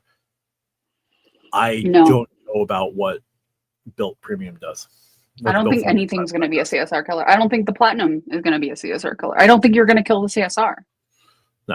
Well, do I think it might be? Here's the thing. There's a difference between it is a better card and it is a card killer. Again, words have meanings. Let's use the proper fucking terms when we're talking about things. Just because something is a, quote, better card doesn't mean it killed another card if people still sign up and use the other card regularly. And Keith, if you'd like to put some money in the swear jar for that one, I did that just for you, friend. Rodrigo, we were already seeing like the turn toward the Ritz-Carlton, and then somebody at Chase said something out loud, and like an executive had to go beat them with a cane. apparently. Yeah. The Ritz Executive card is there not went going to be long for this world, No, as it is. no, it is not. It's going away in 9 years anyway. 9 years is a long time. Yes, I know. Also, high-spending customers for AmEx hit a threshold become too expensive. They do complain about people who max out spend. Oh, well, that's fair. I don't know anything about the inner machinations of American Express. Henry, I consider you can use the cards together. I don't know if it's going to be a killer or a displacement vehicle. I think they're going to end up making those cards fairly complementary. Don't know till they do it. Yep. So we're an hour and 25 in, and we had initially planned to talk about like speculation on the American Express stuff. Like, I don't have major speculation on the $95 or $495 cards from Built. I really don't. They're going to do what they're going to do, how they're going to do it. But like AmEx, we have at least 2 cards that are definitely getting refreshed. We have a potential new co-brand and new business co-brand. And then there's the green card. Yeah. All of it true. Maybe American Express business green. Before we, dear God, that card needs to be refreshed. Before we answer, Sam, I want to see it simply because Rachel Brosnahan as Lois Lane is kind of my favorite casting for a Lois Lane ever that's not a cartoon casting. Like, I was a big Marvelous Mrs. Maisel fan, and that sort of quick wit, like say the thing and smirk, is very Lois Lane in how I see Lois Lane. So I am very excited to see the Superman movie. Look, as long as Lois Lane isn't trying to make a brisket to get Clark a better editorial, I think I'll be happy. Yes, but the sneak peek of the scene where she's actually interviewing him and like kind of going at him is something very few actresses could do and keep like not sound I hate the word trill, but like not sound trill, right? Like that is a very tight rope to walk. And from what I've seen, because I haven't seen the movie yet, like she does that well, and that actress does that stuff well. Also, Corn Sweat is just an incredible name for an actor. I would have loved to see more from Rachel on House of Cards, but I understand that her character, they couldn't do much more with her character than they did. I stopped watching House of Cards after like the 2nd or 3rd season, and I wanted to like that show. Like that show jumped several sharks. Like it jumped an aquarium of sharks. Yeah, then the other stuff happened, and it just yeah. Yes, Keith. We're gonna need a lot. Like wait till the members. Wait till the members only videos, Keith. We won't make you swear jar us there. Right? But we know even you have your limits, sir. As a diamond level member, you've already put together enough of a swear jar. Sam Khan, also King of the Hill is best adult animated series. Yeah. Hank's love of propane is adorable. I don't think I would agree, but I am also a very big Futurama fan. And to me, some of the arcs in there are better put together than King of the Hill, but I do not think it is a bad show. I think it is actually one of I would rank it S, A, B, C, D, E, whatever. I would rank it as an A tier show. It's fair. Pyro, they don't need to touch the BBP. Like all they need to do with the BBP is just make it a consumer card. Yeah, raise the limit. The multiverse with a different 2000 outcome equals no TSA pre-check credit today. I think there'd still be a TSA pre-check credit. I just don't think there would have been 20 some odd years of needing to take off your shoes at the airport. People have to take off their shoes at the airport? Up until yesterday, yes. What's it like going through non-TSA pre-check lines now? What does that feel like for you? It was fine. was annoying. And then I bought like expedited security on JetBlue, and I got like TSA Lite for $15. It was awesome. There you go. Still had to stick on the shoes, but like TSA agents at JFK in the expedited line like took one look at me, my partner, and my child, and just went, no, don't worry about your shoes. You're fine. Go. Neurodivergence for the win on that one. Futurama is goated. Yep. Source King joined us. How's it going, Source King? I know CSR is getting butchered on Credit Card YouTube, but are there any actual sign-up cards out? I get a feeling it might be doing okay. Sign-up numbers out. I think get the feeling it might be doing okay. We're not going to know until their Q2 earnings call. Pyro, you're on the wrong side of the country. Their Q2 earnings card. So if they have strong sign-up numbers from Q2, from the tail end of Q2, we're going to know the Q3 earnings card is going to be the Q3 earnings call is going to be the important earnings call for the Sapphire Reserve. If Chase highlights the Sapphire Reserve in Q3, we know that they had strong signups because they launched the Sapphire Reserve a week before the end of Q2. So Q3 is going to be the big question mark. Now, if they have a significant departure in Q3 and Q4 of current cardholders who ditch the card and then go to American Express, that's also going to be reflected, and that's also going to be bad for them. So I don't know. My refresh takes effect in October. My next annual fee is like March, April. So I'm up in the air as to whether or not I'm going to refresh. I mathed it out. I think I can make the math work for myself, but I'm also someone who could also ask myself the very simple question. If no other credits than the travel credit existed, am I okay at paying for this card at $250? Yes. The same card at $495. If I use no other credits. No 3x travel. With no 3x travel, am I okay losing 3x travel, gaining more with hotel direct bookings and airline direct bookings? Am I okay with that? I pay for hotels with cash on that card. So like, yes, the extra point will be nice, but I was also doing a good amount of like, oh, don't think about it, travel spend on that card because it was 3x. Now I have to switch over to the autograph. And again, I have the autograph. I'm fine with it. Yeah. Here's the thing, though. Like, I have 12 current credit cards. 2 of them are absolutely going away. The Business Platinum and the Business Green. Business Platinum has 41 days left in my wallet. Let's be honest, in my stock drawer.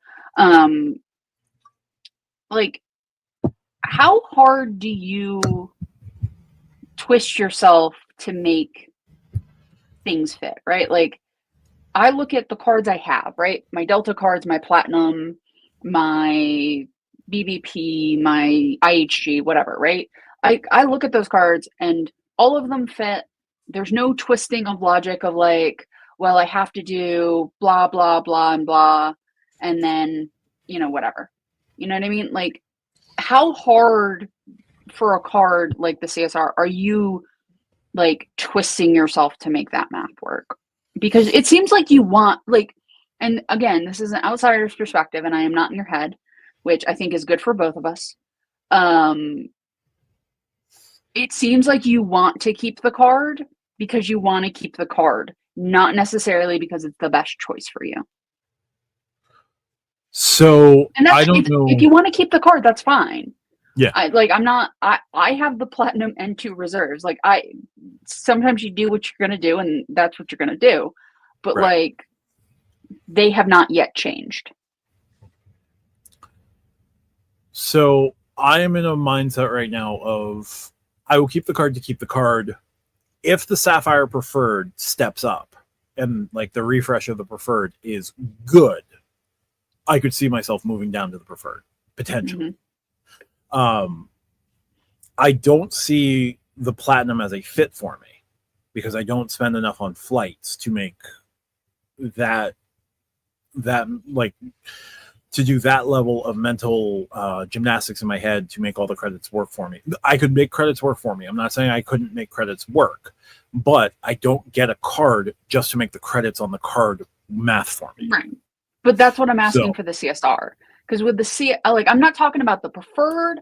I'm not talking about anything else. I'm talking keep CSR or not keep CSR. I am not talking about downgrading. I am talking about the CSR.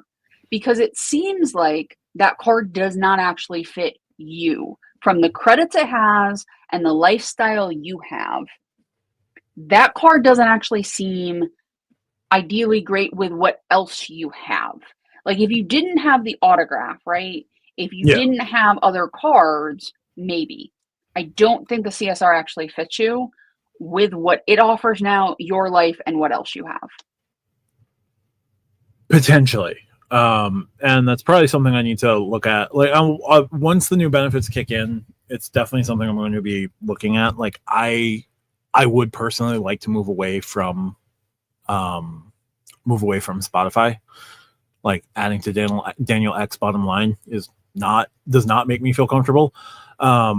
So there's things that the CSR now offers that are interesting, but yes, I do not pay enough on commercial flights to really benefit significantly from the 4X. The 8X in the travel portal is interesting, but I would have to start making my bookings through the travel portal. And on flights, it's one thing. On hotels, I still want to get nights and status and have status reflected. And right now, the only way to do that is the edit. And I don't want to pay that much. Yeah. You are the type of person that should have the Apple One subscription because I know you pay for storage and you're not getting storage through what they're giving you. You can get more storage for less overall money a year. Yeah. Take my friends. Sam, if you do, please let me know what you can milk out of your friends. Too bad about Disenchantment. Yeah. Disenchantment should have been a lot better than it was. Ooh. Look forward to that, Sam. Global entry is worth having? Yes. Daria. My answer to Beavis and Butthead is always Daria. Yes. Classic Beavis and Butthead like had its cultural phenomenon. Modern Beavis and Butthead is no. Daria, I think, is still the better show. I will take Wayne's World over Beavis and Butthead. Fair. But I am not, here's the thing, I am very much not the target audience for either Wayne's World or Beavis and Butthead. I understand that. I am not that target. Yeah. Only when the private jet is in the shop. We both fly commercial. RJ sits in the front of the plane. I sit where I can pay for some leg room without having to sit at the very front of the plane. I will here's the thing. The only thing that will get me on a flight where I am not in first class is an immediate member of my family in a medical emergency situation. That is the one and only thing. And that is only if I cannot get a first class flight for whatever reason. I don't not fly first class. It's not a flex. It is a personal choice. But I'll stay at a standard Hilton room because I don't need a room within a room in my hotel because I am one person in a hotel room. So, such is life. Double. I like this insinuation. Hopefully more on Bridge Banter when Bridge Banter launches. First episode for Bridge Banter drops on the 23rd. Yes. And the fun thing is I'm editing Stack Your Points and Matt is editing Bridge Banter. So we get to divide and conquer with our media empire that we're growing. Media empire is probably going to have to be a partnership at some point.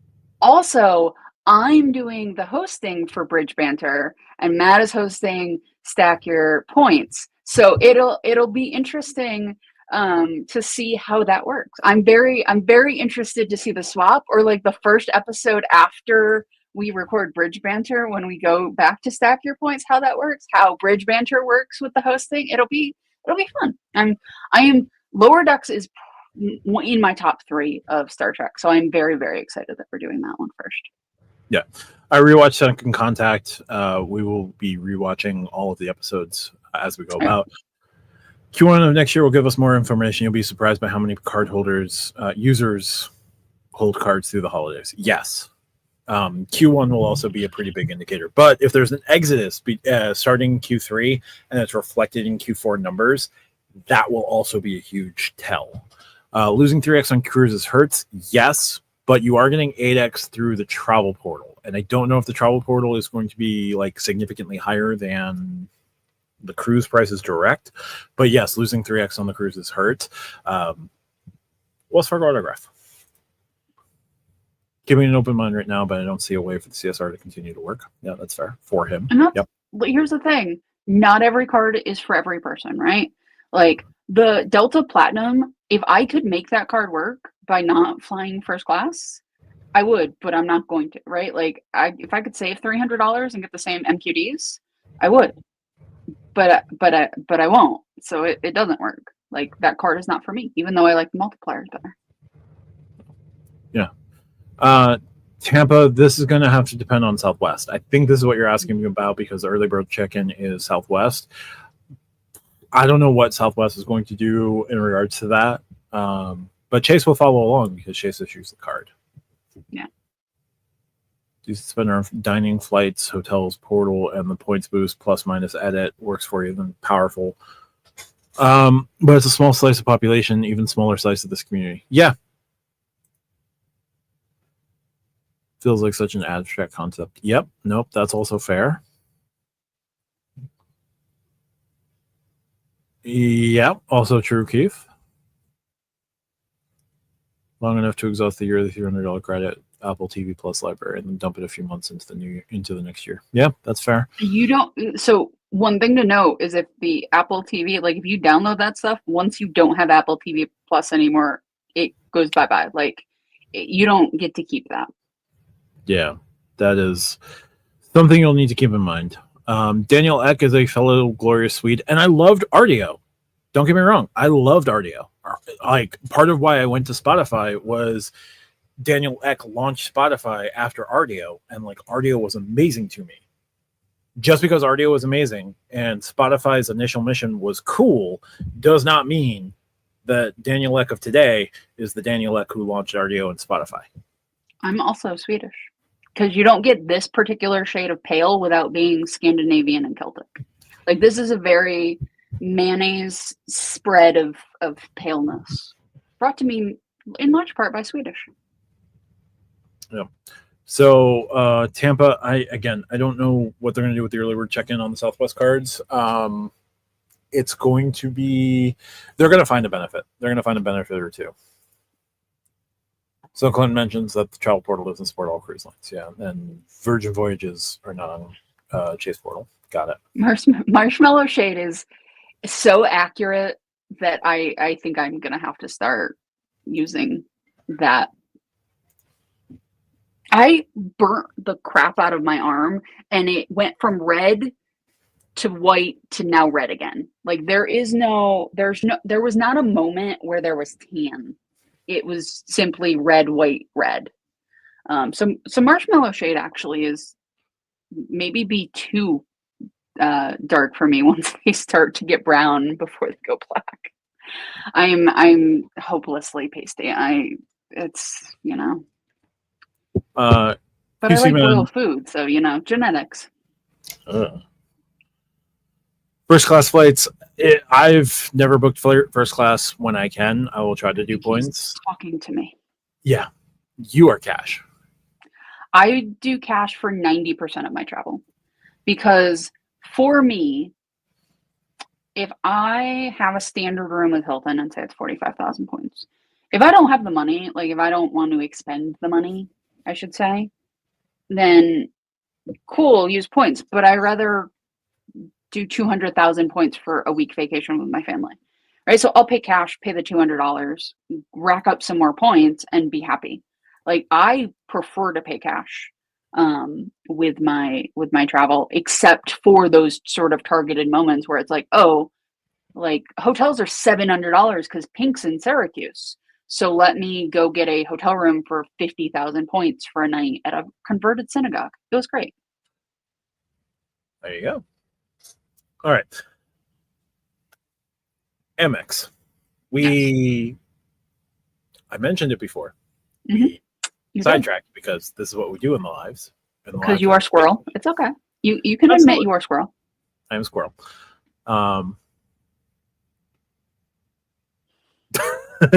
Look, there are people who are more melanated than the people of the far north. And your rate of skin cancer is relatively low compared to ours, but it is not zero. So please always use proper skincare, no matter what tone of skin you have. There you go. Squirrel. Yes. RJ, the AmEx Platinum, what are you hoping to see out of it? Oh, if I could do anything to that card for the two, so we know it's going up about $200. That is what we know. Just give me 1.5, man. Just give me nothing else. Give me no other credits. Keep the stupid exercise credit that 5 people in LA use. Like, I don't care. Just give me 1.5. That is all I am asking you, AmEx, is 1.5. Because if you do that, I can get rid of the BBP and just use my Platinum card for that purpose. That is all. Go to the Stack Your Points Discord. People talk about it. But seriously, like, I think they need something that is not 1x everything on the personal side. They do not have that right now. Charging $900 for the privilege feels very AmEx. Like, that feels like a thing AmEx will do. While keeping the $0 annual fee 2x card. Even if they put a limit, even if they put a $25,000 cap or a $50,000 cap, probably $50,000. Maybe $75,000 to match the lounge. Diabolical, right? But yes. But I could see that. But I think the 1.5, because here's the thing, or 1.5 mobile wallet if they want to get tricky, right? But I think the thing with AmEx is they nerfed some cards, and I think they did it to simplify their lineup a little bit. They got rid of 1 cashback card and 2 MR cards. The MR cards were bad. Like, the everyday and everyday preferred were bad cards. I would also be fine with that. I don't think they would put it on the green. Or here's why they might put it on the green, Matt. What does American Express have that most other issuers don't have in the same way? Family language. Oh, yeah. So all of the people who have a gold or platinum, if they want the 1.5x, they have to get the card without a sub. Holy shit, that's diabolical. But it's AmEx. Yeah, no, that would work. You would put it on a card that you're gonna give 5 people a sub. I think they're gonna do more than just add a Resi credit and jack the annual fee. They kind of have to. I mean, here's the thing. American Express doesn't have to do anything. The position they're in, they don't have to. And that's both the blessing and curse of where AmEx is right now. They don't have to, because they're American Express. And because they're making a fuck ton of money. Like, they just are. So if they put it on the green, they're not going to be paying out a lot of welcome bonuses. Like, I would get the green immediately, and I would lose dining for the 1.5. Like, keep the 3x travel and transit, take off dining, give me 1.5. I'd pay $250 for it and be happy, because it would simplify a lot of things in my lineup, right? Like, I'm a fan. I like having a card that has a purpose. And every card I have right now has a purpose. You and I have talked about this, Matt. I've talked about it on the show My cards have to have a purpose. I tend not to, at this point, get things just for subs. I wanted the IG card. I got it at the elevated sub because there tends to be lesser restrictions around co-brands during elevated subs. Yeah. That's why I got it there. I would have gotten the card for the normal sub. I am deeply happy with that card. But for me, I think the green having that 1.5 would be great. Here's the thing, Double. Does it need a better sub? Should it have a better sub? Maybe. It doesn't need a better sub. I also hate churning. I think churning should be a war crime. Yeah, no. Wear sunscreen. Like, I don't care what shade you are. I don't care where you fall. Like, I don't. Just wear sunscreen. Wear some, especially in your face, because you don't realize how much like sun your face gets, especially when you're driving, because you don't think about it as much. Your sun gets blasted. Anyway, Stack Your Points is not a medical doctor. Please consult one if you have questions. But yeah, no, I think the green should have one? Yes. Do I think it, quote, needs to have one? No. I don't actually think Amex, quote, needs to do anything. I think the position they're in, they don't need to do anything. The problem is that gives them the power to do whatever they want. Having Delta and having Hilton give them a lot of power. Like, I understand Bilt has Hilton. I get it. But most people who have multiple Amex cards are not also being like, multiple Amex cards and a fan of the Amex ecosystem are not being like, oh, I'm just going to go grab the Bilt card and deal with their shenanigans. Matt, you're getting members. Ooh, Nick, thank you again for the 5 memberships gifted on my side. Thank you so much. Pod mentions that the sun is evil. Yes, it is. That is why I look the way I do.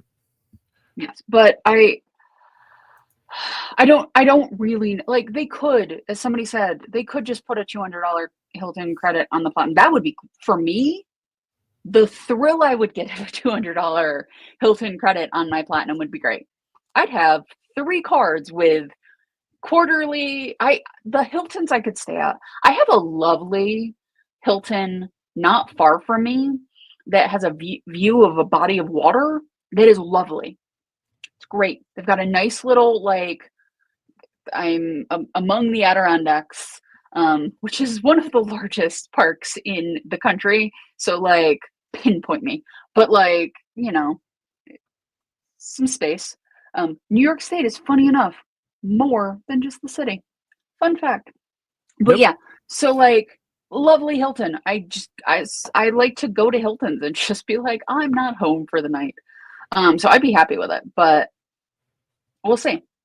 I do think the green card should add 2 complimentary passes. I know people are worried about overcrowding, but if you give people a taste of what getting into a lounge does, you're gonna see the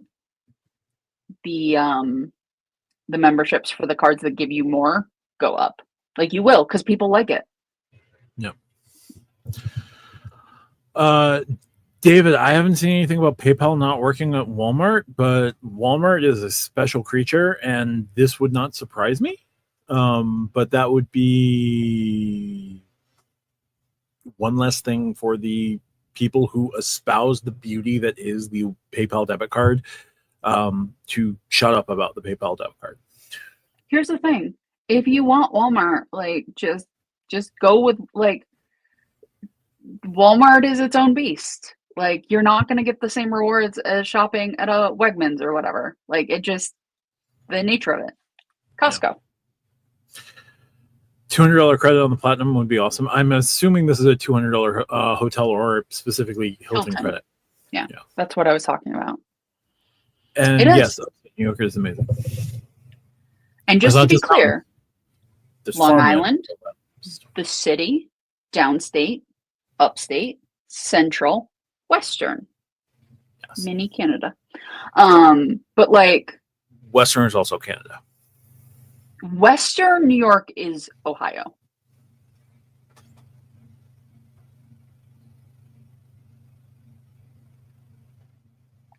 There are parts of Western New York, except for Buffalo, because we have to have one football team that's actually from New York State.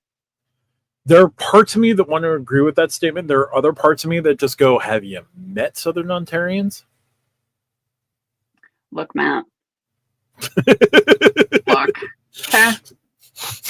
Go Habs go, like, started a French war in... I'm not worried about Quebec. I'm not worried about Quebec. I'm worried about the area between the GTA and Sarnia. Have you met those people?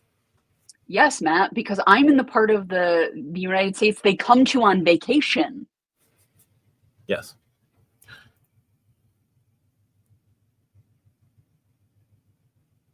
Yes. That's no, fair. it was not a thing. But guess what? I'm gonna espouse it because you should, and especially men. Like more men are getting skin cancer because they don't wear sunscreen. Yeah.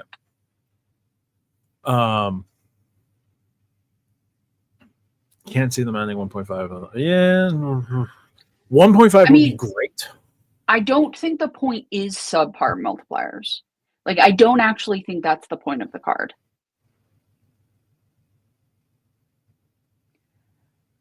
Ohio or Canada? It's. I mean, you could split. Like, you could split Western New York into Ohio and Canada. I have done that. It is beautiful.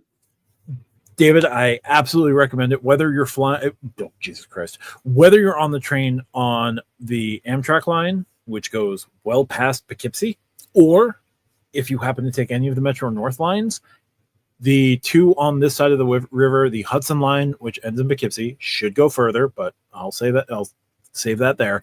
Or you take the Harlem line all the way up to Wassaic. It's fantastic. No, take the Ethan Allen, go to Albany. Actually, you can go to Canada if you really want to, but take the Ethan Allen. That's the real view of the Hudson.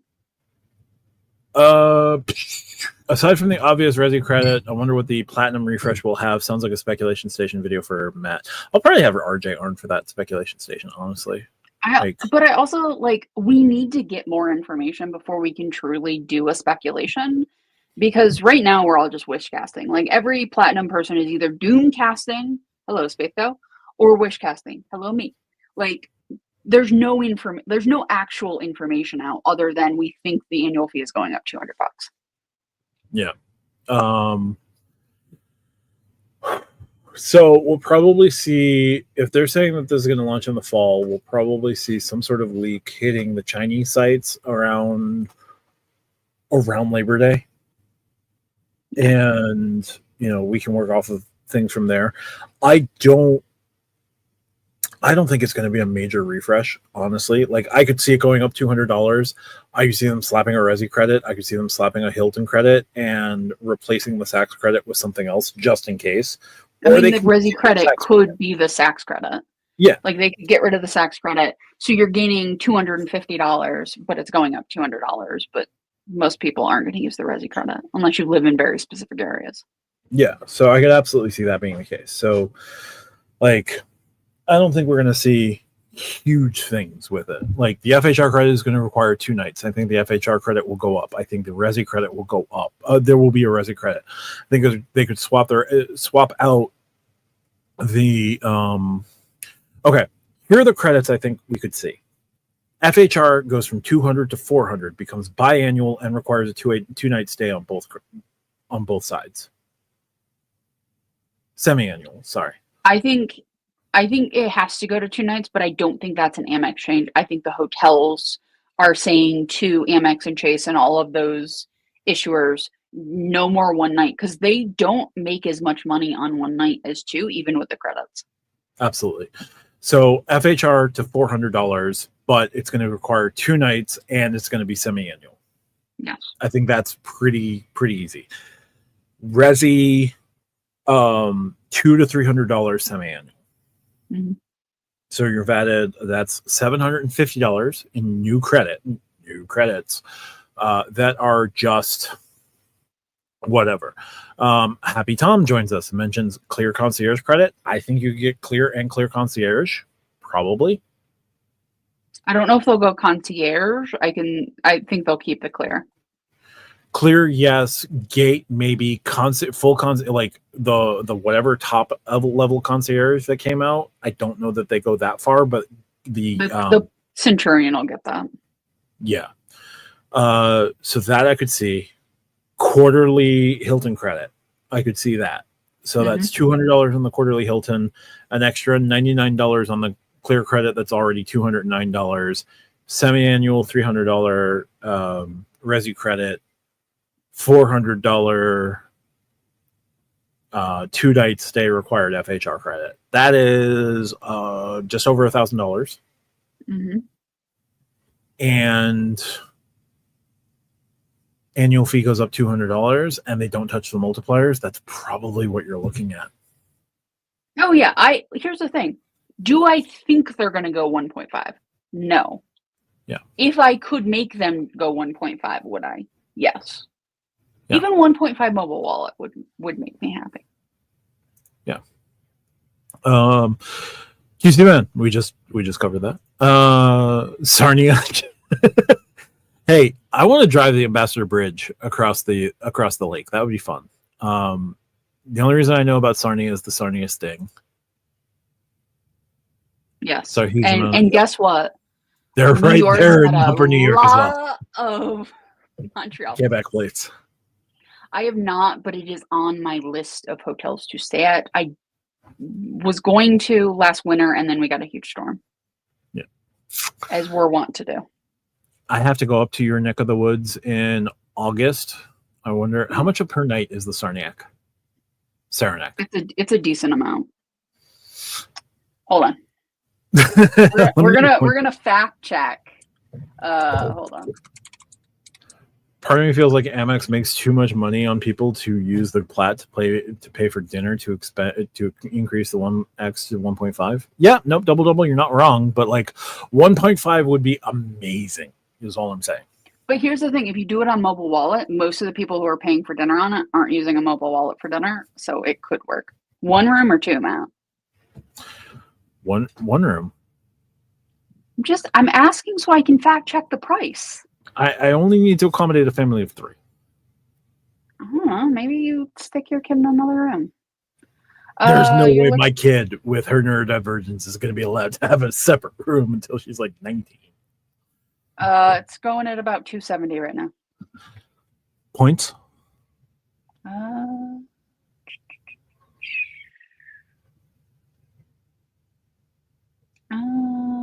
70. That's not bad. You can get a king bed deluxe main building for 127. You can get 2 queen beds for 70. I would probably have to do 70 because I only have 200,000 Hilton points, but like that's not terrible. No, I'm gonna have to go up. I'll have to buy some points to replenish my stock after that, but like, yeah, I need my blood and flower card before the new design change. Well, that's fair. We talked about that. Yep. Go with Resi credit, giving them. Yep. Nope. If you're in an area where that works, that works. Clear premium or whatever they're calling. Yeah, exactly. Who are your guys' favorite actors? I feel like this changes all the time for me, honestly. I'm always gonna say somebody like a Catherine Hahn that just sort of gets lost in whatever role they're doing, and you sort of believe they are that person. I'm a big Marvel fan, so like, you mean Catherine Hahn, give me Elizabeth Olsen, give me Scarlett Johansson, like all of the women who just get to murder people. I'm a big fan. That's fair. Martin Sheen is definitely up there for me. Well, yeah. Who doesn't like Martin Sheen's acting? He can be the chief of staff and the president. He can be Captain Queenan. Yeah. The Departed, seriously good movie. Oh my God, the unnecessary deaths in that movie. He can be in, what is it? What is he in? The Vietnam movie that I'm currently blanking on. Apocalypse Now. Thank you. I wanted to say Good Morning Vietnam, and I'm like, that's not the name of the movie. Yeah. No, much definitely.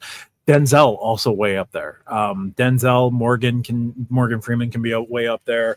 Keanu Reeves can be up there. Like Keanu Reeves just plays like one guy at this point, because John Wick is also Constantine is also no, those are the same character. Here's the thing with Keanu Reeves. I think he seems to be an amazing person. His acting is just not for me. That is fair. Training Day was insanely good. Yes, it was. Most of Denzel's characters are insanely good. Dang, who else? Bruce Willis just plays the same character over and played the same character. Oh God, he's in a couple of things. Oh, he played Toby. Richard Schiff. Richard, yes, thank you. I could not. His last name was not gonna come out of my brain. He plays he can play that guy who like makes the smartass comment, but like you agree with the smartass comment. So the smartass comment is the correct. Also, like Nathan Lane is great in things. Yes.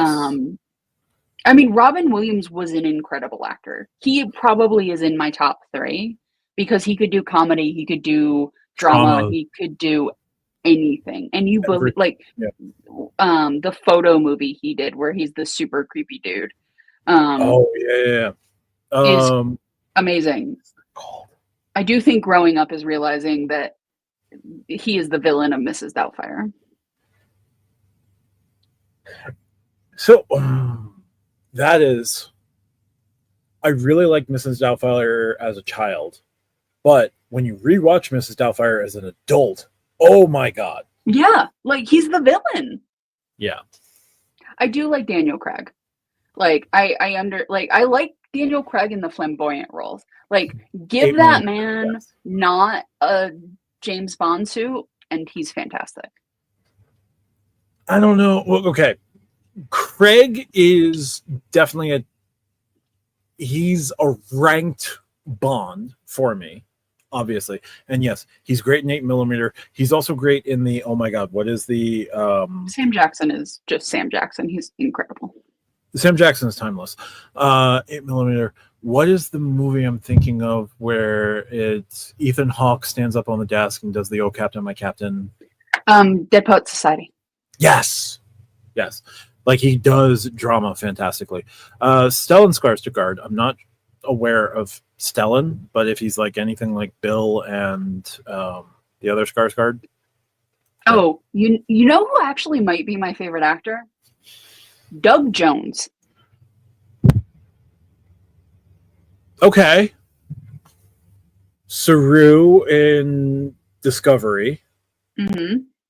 But just like all of the creatures he has played, the different like things he has done over the years is kind of like that is talent.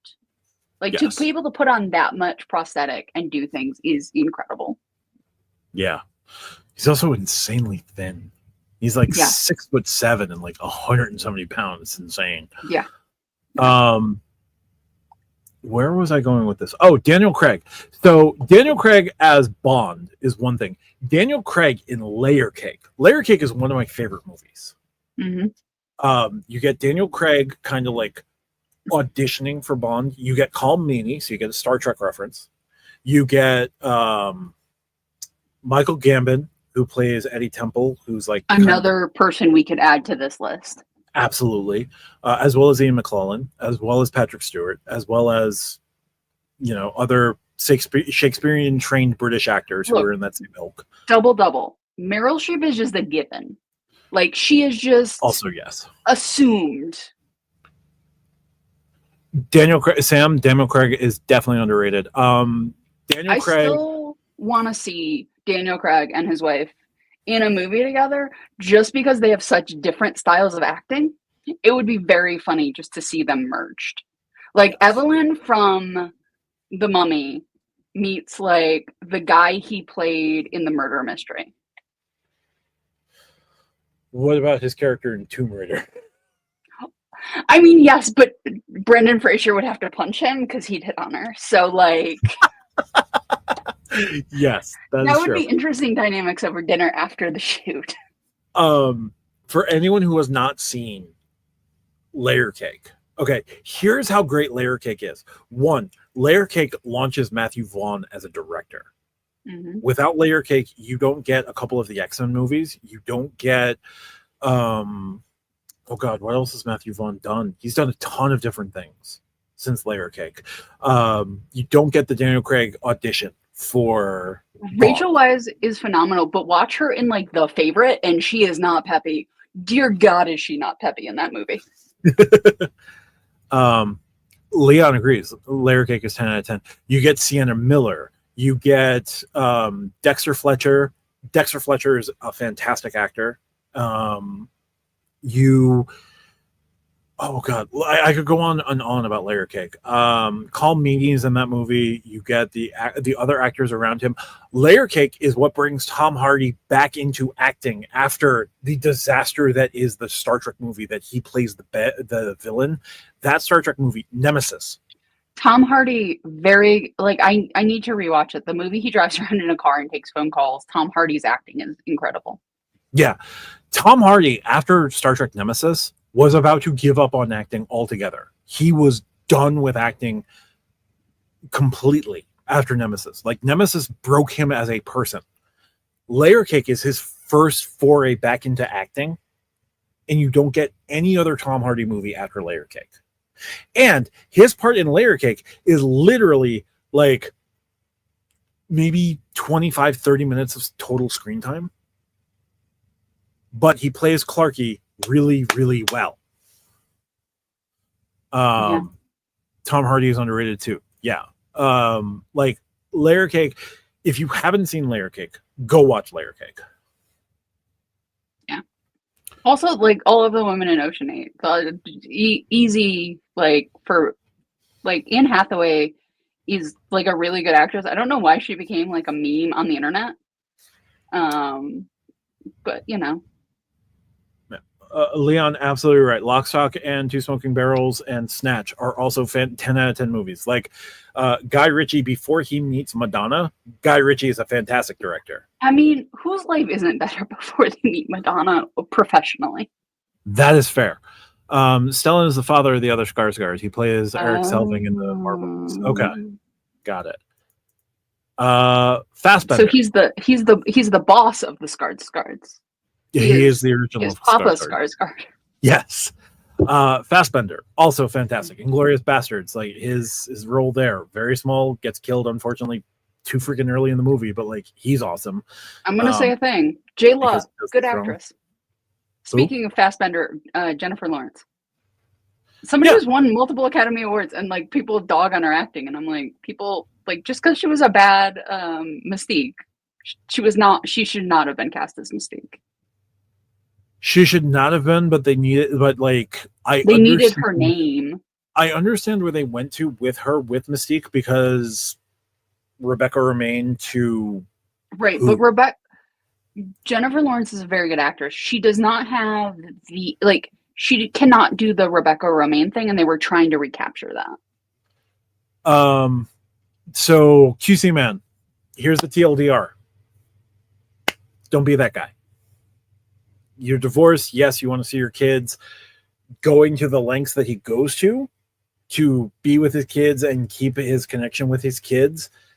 That's like he could have cleaned up like his ex-wife if he had like actually cleaned up his act and like gotten right. She would have let him see it. Like Sally Field is not like a terrible person in that movie.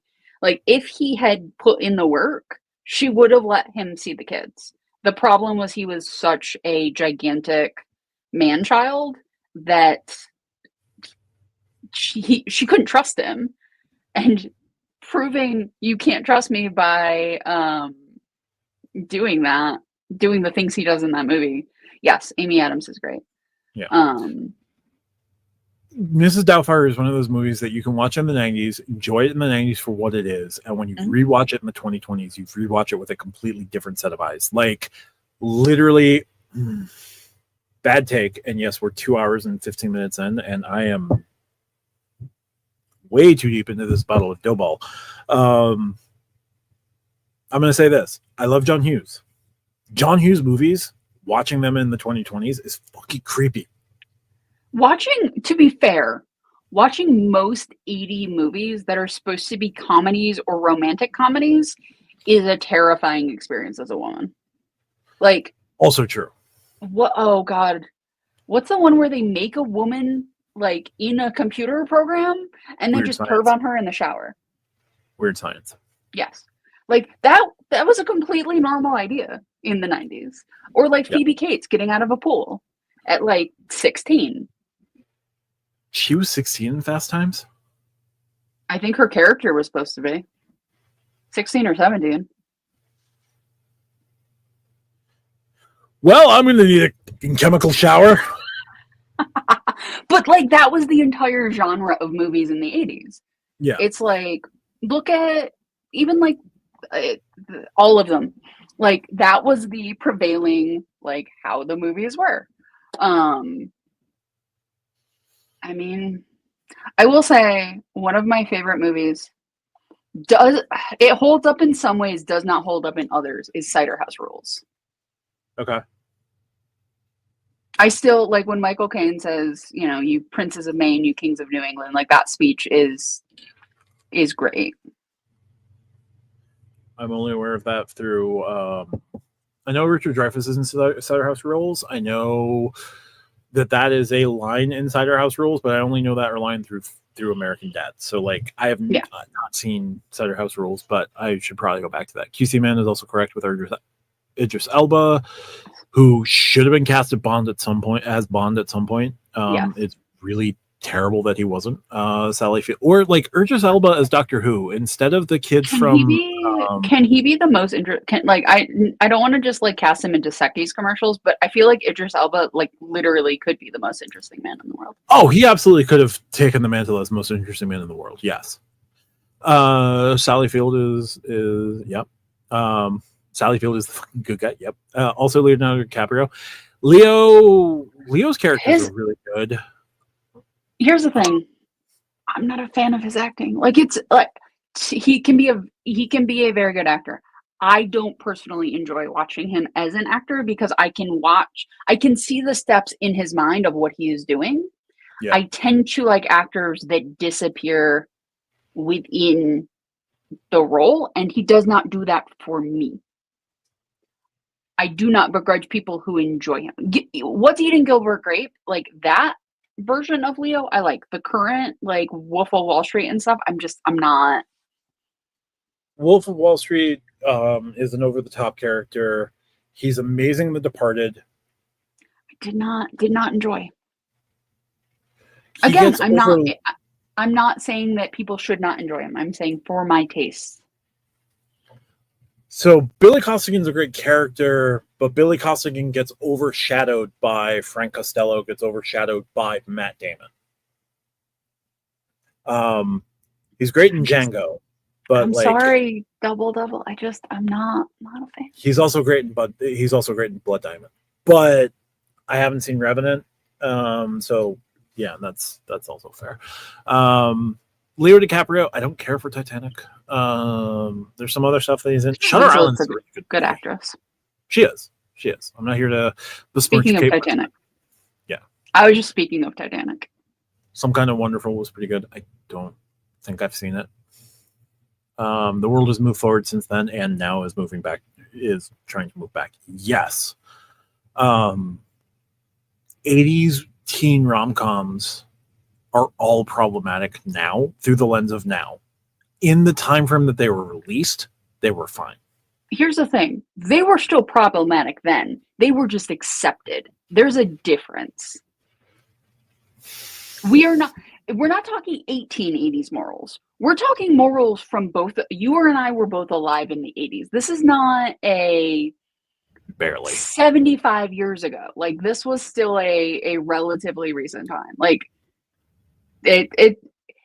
I'm not saying that they were like, I'm not saying the people who created these movies were monsters. Like I'm not going that far. Some of them were. But like the things women were dealing with in those movies, like they were still problems. Society was just not understanding that they were problems. Oh yeah, no, like again, I appreciate John Hughes movies. I do. But some of them are very problematic nowadays. But there's still like there's scenes in like Breakfast Club that are great, but like there are some scenes in Breakfast Club that are not. Also, the glow up they did on Ali Schiefer's character is worse. Like she looks worse.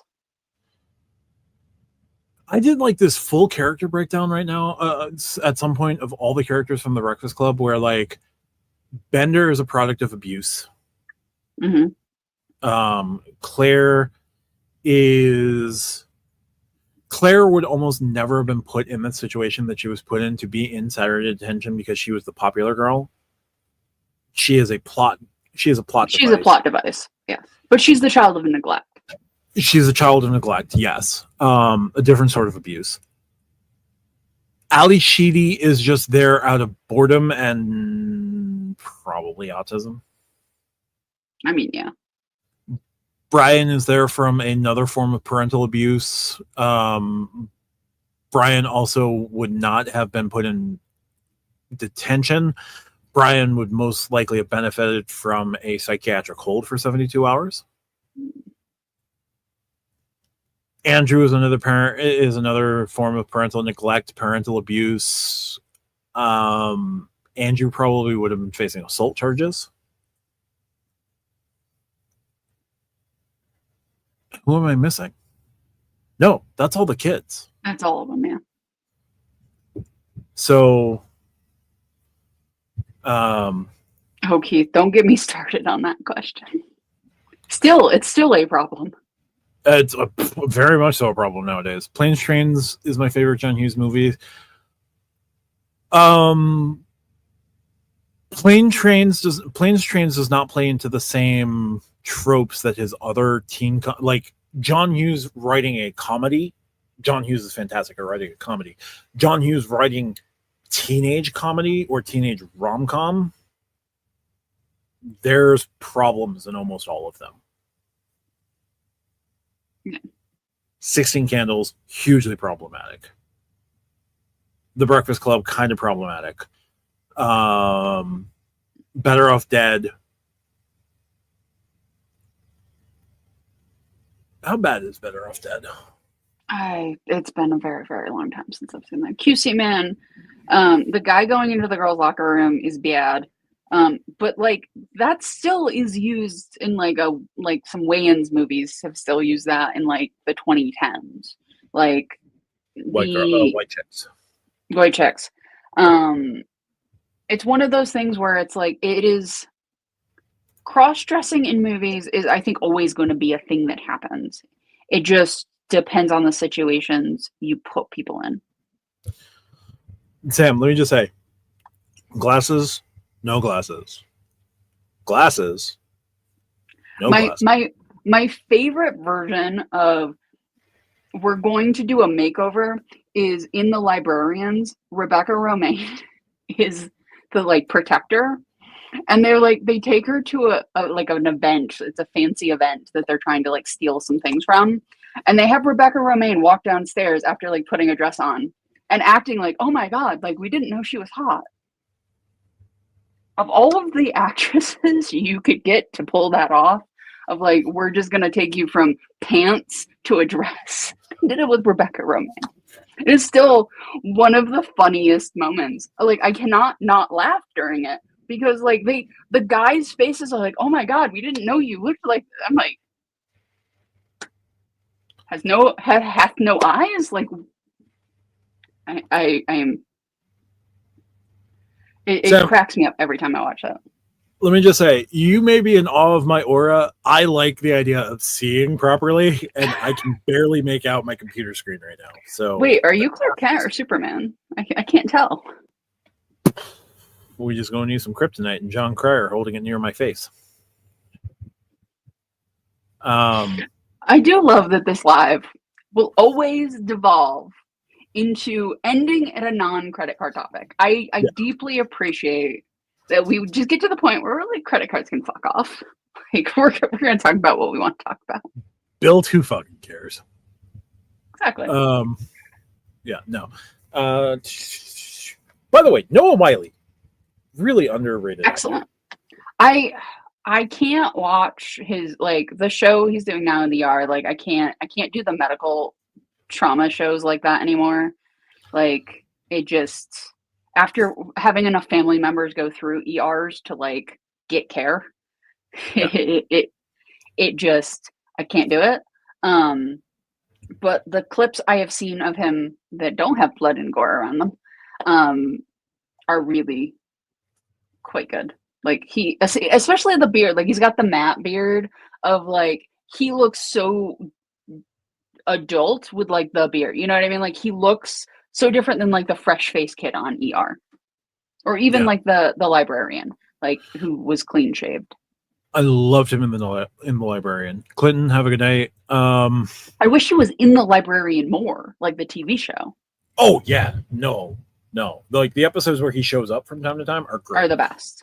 One of my favorite Noah Wyle roles is actually as Steve Jobs in Pirates of Silicon Valley. It's been a long time since I've seen that. Okay, he is Steve Jobs. Joey Slotnick plays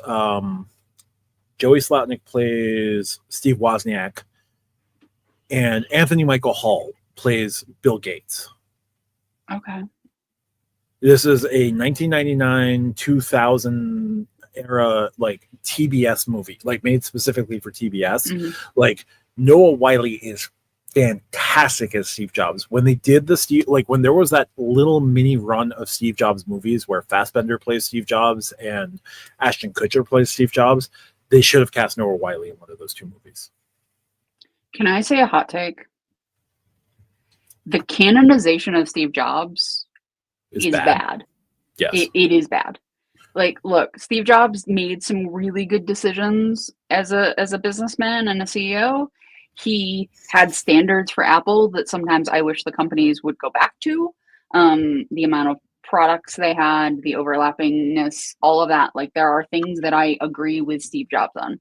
He was a garbage trash human being to basically everybody in his life. And if they had a functioning HR department, he would have been drummed out of the company. From some of the stories that ex-employees tell.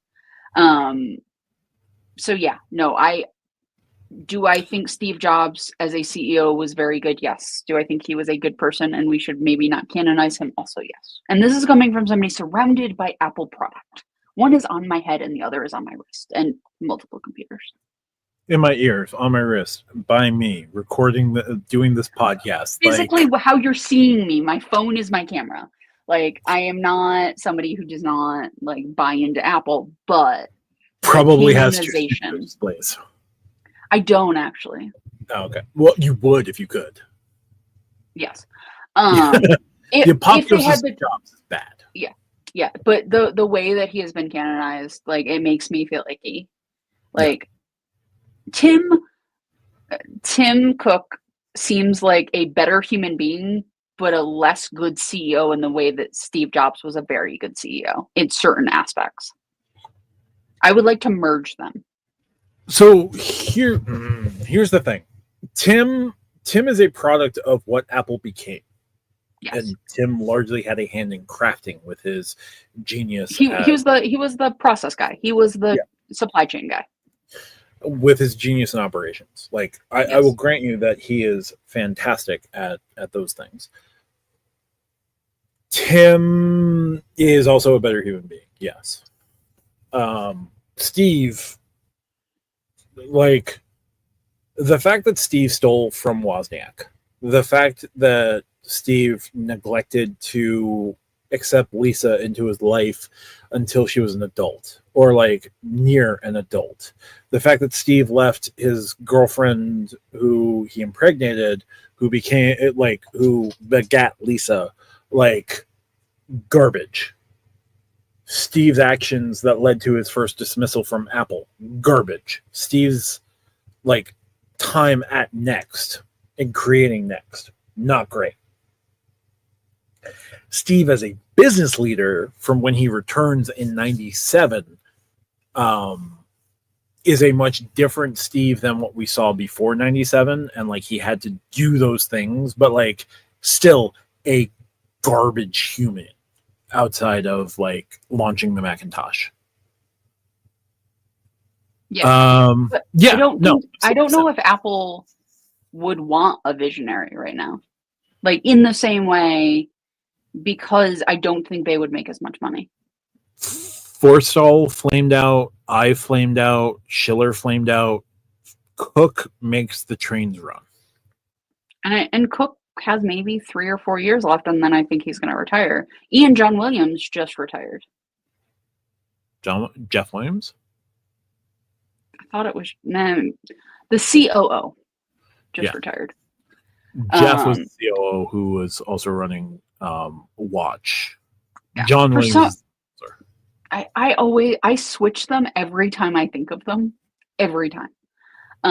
But yes, Williams is retiring, which means he will not be succeeding Tim Cook. And Federighi, I don't think ever will be. He's always going to be the nerdy coder guy, like no matter how far he goes up in the company. Craig,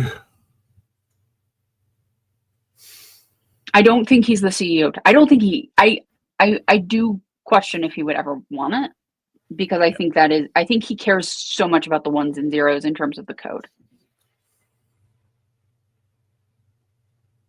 I know, but here's the thing, Double. As somebody who follows Apple closely, listens to multiple podcasts about Apple, the way that people talk about Steve Jobs, and I don't think it's lazy. I think that's the narrative that was the narrative that was presented, and Isaacson didn't help things with presenting like the bad of Steve.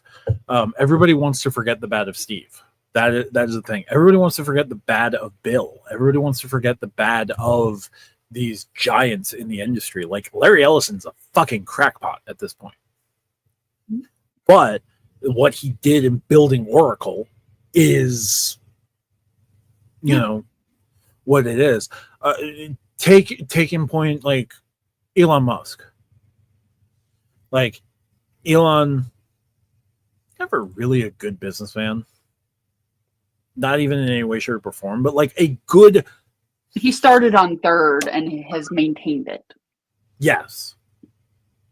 He is the best, like, first to third runner in terms of in business. He is the best, like, second to home type runner. He is not a visionary. He's not an engineer. He is not somebody who has any original ideas, but the ideas in which he presents, the way he presents his ideas.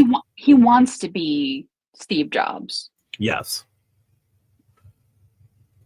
Engineer as a CEO can work, but that person needs to lead a new product, not a cash flow business like Apple. Yes. Also, that person can't become CEO of a company that they were hugely influential in for 20 to 25 years and come back to the company after years away, like Pat Kelsinger. Like Apple needs a CEO, an engineer CEO. Can Federighi's hair become CEO? Just the hair. Can my hair become Apple CEO? I mean, Stack Your Points would get an upgrade.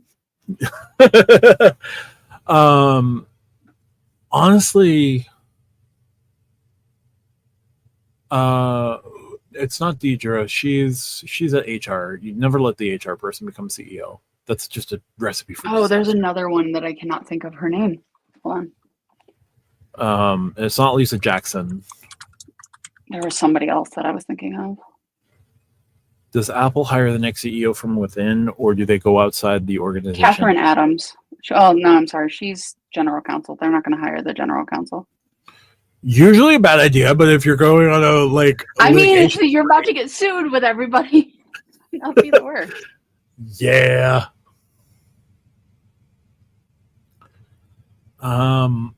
I think so. Apple has typically stayed within the organization. I don't think they go out. I think they bring somebody in for a couple of years and then promote them. I don't think it's going to be brand new. Angela Ahrens would have been somebody like that. The guy. I don't think she was a fit for culture. She wasn't. John Browning, who they brought in from the outside to run Apple retail for a number of years, he would have been somebody who, like, after a few years of being inside, but he fucked up. I mean, there's always Eddie Q. He's the services guy. They make a lot of money on services. He has made them a lot of money. They do, but Eddie's also in his upper 50s at this point. They're not hiring a 30-year-old to be CEO of Apple.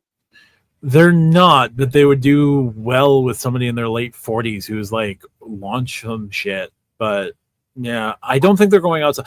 The last Apple CEO who came from outside the company was John Scully. And then, oh God, the guy after Scully. Don't make me go back that far, Matt. It's late. I know. Jean-Louis Gasset. Jean-Louis Gasset. I think Jean-Louis was actually from inside the company, but they had to bring Steve back. And since, like, then it was Steve and then it was Tim. Tim was brought in from the outside, but he was at Apple for a decade before he became CEO. And Steve, like, made him go to departments he didn't want to go to learn those departments. Yes. Apple hires from within. They have talent. They do have talent. I just don't know who the next person would be. If Craig wanted it, Craig would be a fun CEO for about 10 years. Oh, double. What would be your ideal SYP sponsor? Cards Against Humanity. Toasters.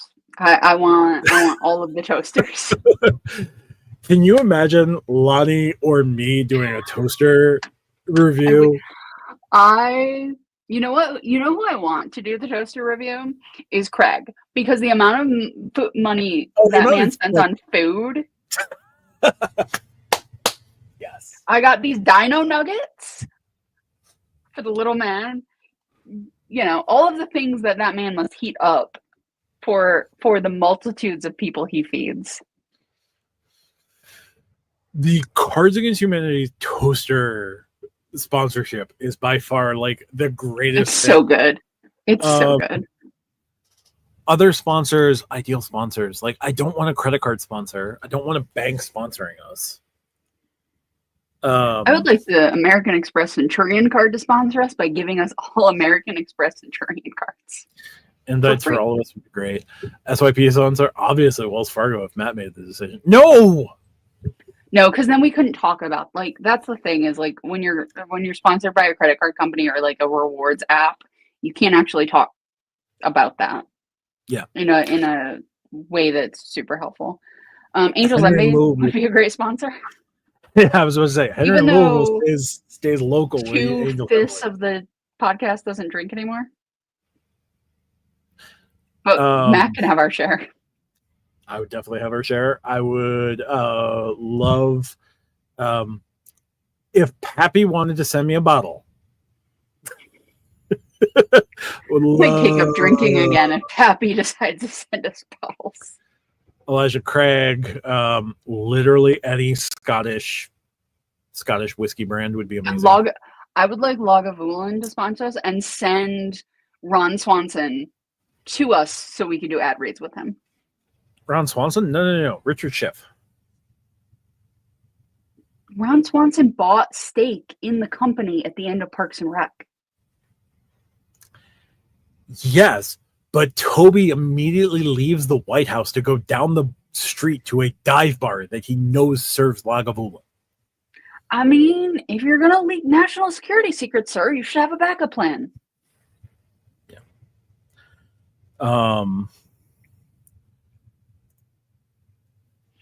Don't promote the... Yeah, that's fair. All right. Craig needs the toaster with 50 slots. Oh, double. There you go. Does Craig actually have a 1/4 of all people in Indiana is actually fed by Craig, which is amazing given the actual size of Indiana. I do. I'm old enough to remember that. Oh.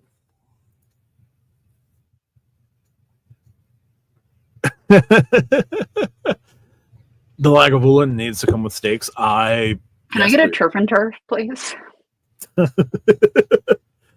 Move the show to the Chromecast. Clinton, we appreciate your dedication, sir. There are days I'd like to watch us from bed as we're recording, so I feel you deeply. No,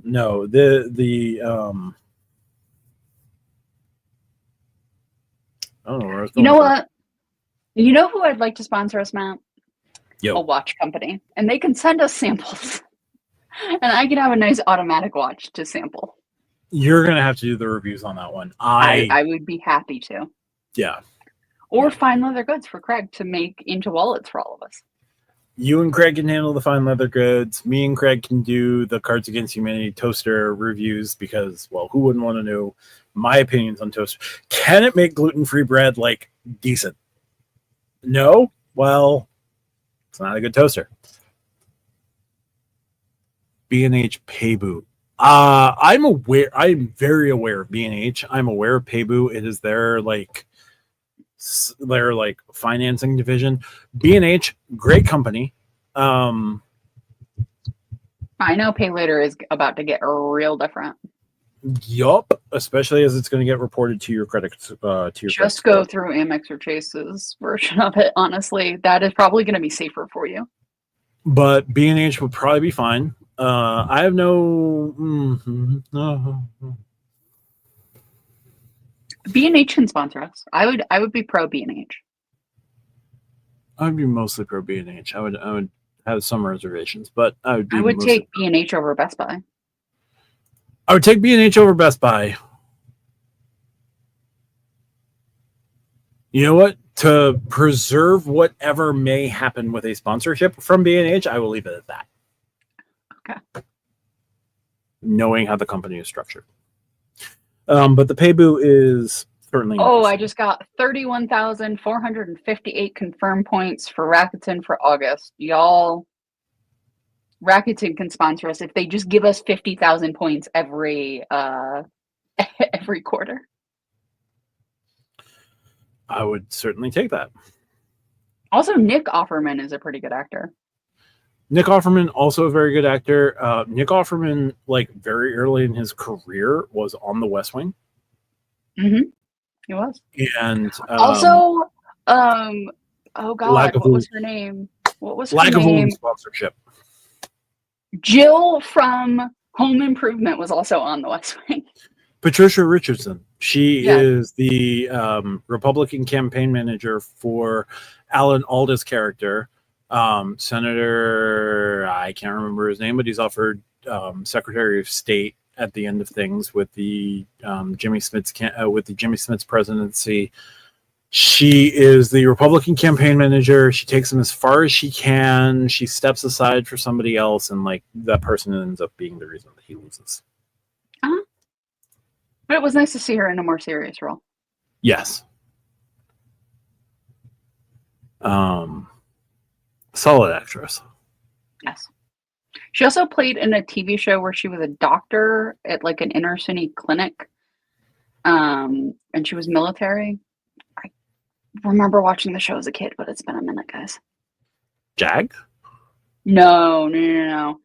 She was ex-military, like, and a doctor at the clinic. It was on like Lifetime. My grandmother watched it when I was a kid, and I would be in the room. That's fair.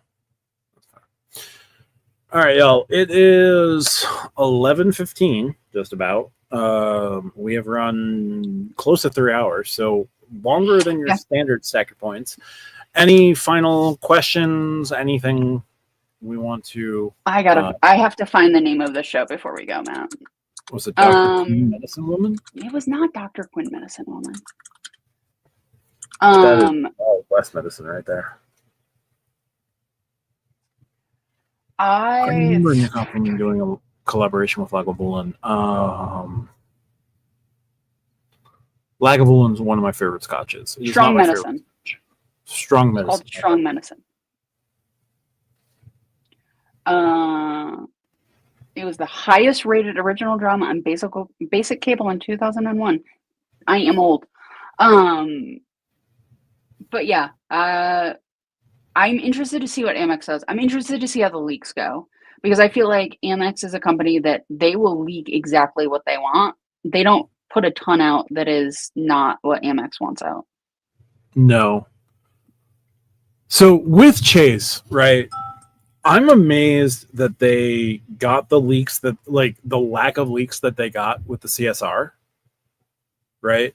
Like the CSR, they kept largely under wraps. It was a terrible, like, rollout. It was a, like, yes, the leak came out. It still is a terrible rollout, Matt. It's an awful rollout. Just bog standard, just shit. But the contrast between what has happened. Oh, Joshua, you're never late. You can always pull it from the beginning. Yeah, still rolling out. Yeah, no, there's that. That is a very solid point. Right. You have the CSR bullshit that happened, right? Mm-hmm. And then you have this nonsense that happened with the Ritz-Carlton card, right? Where multiple customer service people mentioned what was happening with the CSR on August 1st. Multiple, like, apparently this went up to supervisors, and I'm not unconvinced that, like, the Ritz-Carlton specific line that they have for, like, Ritz-Carlton concierge also mentioned this annual fee raise to potential to cardholders. Yeah. And the way that Chase has been like, oh, there's nothing happening with the Sapphire, with the Ritz-Carlton card. No. Don't believe the man behind the curtain. Like, it is pure bullshit. So, Matt, Yo. Which credit card company needs a brain? Which one needs a heart? And which one needs courage? Capital One needs some courage.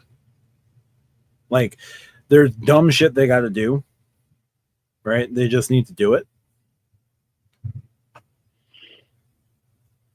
Brain. Wells Fargo needs a heart. Who needs a brain? Citi needs a brain because, goddamn, those fuckers are completely incompetent. You don't know how much I wish those fuckers are completely incompetent could be a title for the main show. We just make it a title, just apropos of nothing. I know, but, like, the problem is putting the word fuckers as one of the title words. F asterisk ERS. I understand what I can do, but I don't like doing that. I prefer putting it in. Yeah, Matt. The idea that Matt is going to end up with a CSP is the thing that makes me laugh every night before I go to bed. Oh, Joshua. I think we need to end on that comment because that comment is perfect. Wouldn't current Ritz card holders probably be okay with their fees if it's true that folks got the Ritz-Carlton 20? I can't imagine that the folks who are still coasting by on $395 are going to be able to continue coasting on $395. Like, at some point that party ends. Chase is very much in the let's make some money right now. F it, let's make some money right now. So I can't imagine that the folks who are still, like, coasting on the $395 annual fee are going to continue coasting on the $395 annual fee. Anyone feel bad for Ken Paxton getting kicked to the curb by his wife right about the same time he planned on announcing his campaign for Senate? No. Keith, the moment I feel bad for Ken Paxton is the moment I retire from YouTube and walk into the Hudson River, never to be seen again. Yeah. When the bull sharks are biting. No. I don't care about the bull sharks. I'm just gonna walk in, like, with lead lined pants. Mm-hmm. The moment I feel any sort of empathy or pity for Ken Paxton is the moment I end things. Yeah. Clinton, you're a very lucky man. Yes. All right, Matt. We have done our 2 hours and 45 minutes plus.